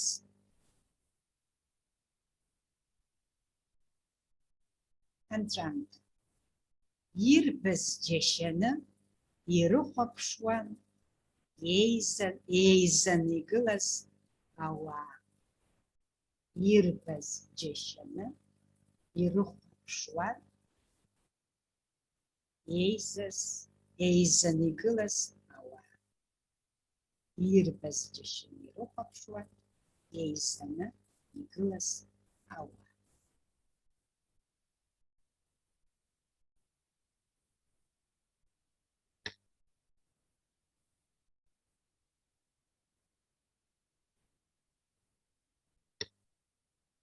ирбаз џьашьаны ирыхәаԥшуан еизаны игылаз ауаа.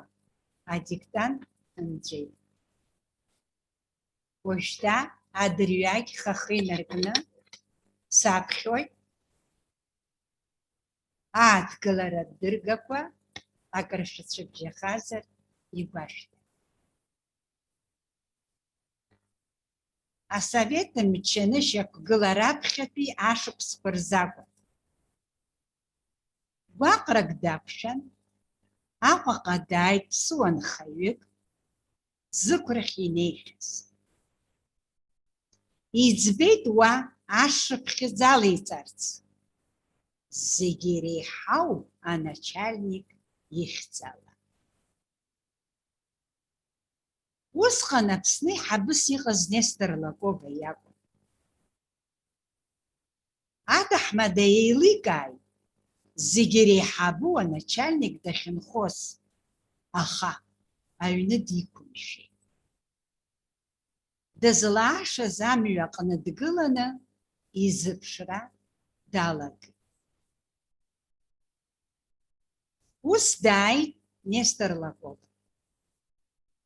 Аҭаҳмада уи даниба, ашырҳәа ишьамхы наирсын, ишыԥхьаӡа зныз иқьаад уахь инаирххеит. Суҳәоит, дад, ҳаиҳабду, суҳәоит, дад, ҳаиҳаба ду ҳауп ишыҟоу. Суҳәоит, дад, ҳаиҳаба ду, уаԥхьа абри ашыԥхьыӡ. Усыцхра рыцҳак соуп.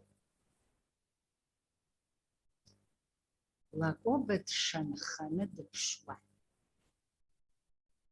Узышьамхны шлеи, угыл абыржәыҵәҟьа, угыл сҳәеит, иҳәеит Нестор. Мап, мап, сгылаз сшьамхарсны, усҟан сышшыԥхьыӡ иаҳа уаха ӡгылоит. Ииҳәац иҭеиҳәон аҭаҳмада. Саргьы уара уеиԥшҵәҟьа саԥсуоуп, сынхаҩуп. Инармчны ҿааиҭит Нестор.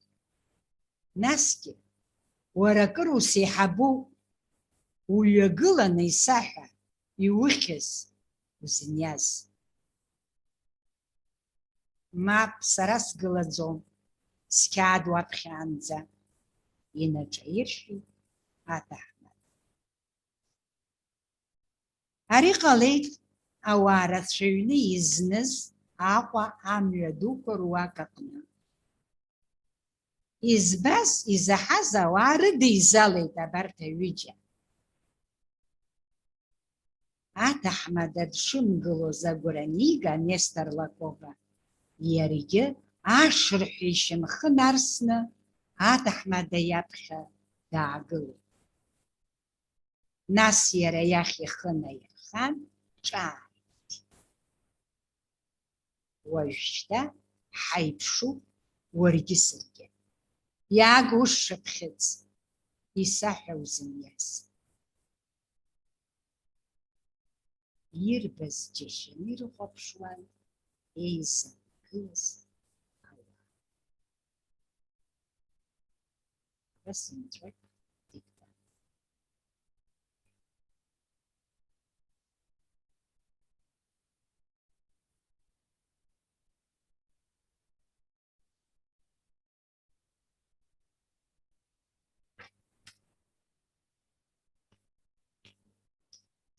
Иҭатәи ҳконференциа иҭабуп ҳәа шәасҳәоит зҽалазырхәыз зегьы абзиараз.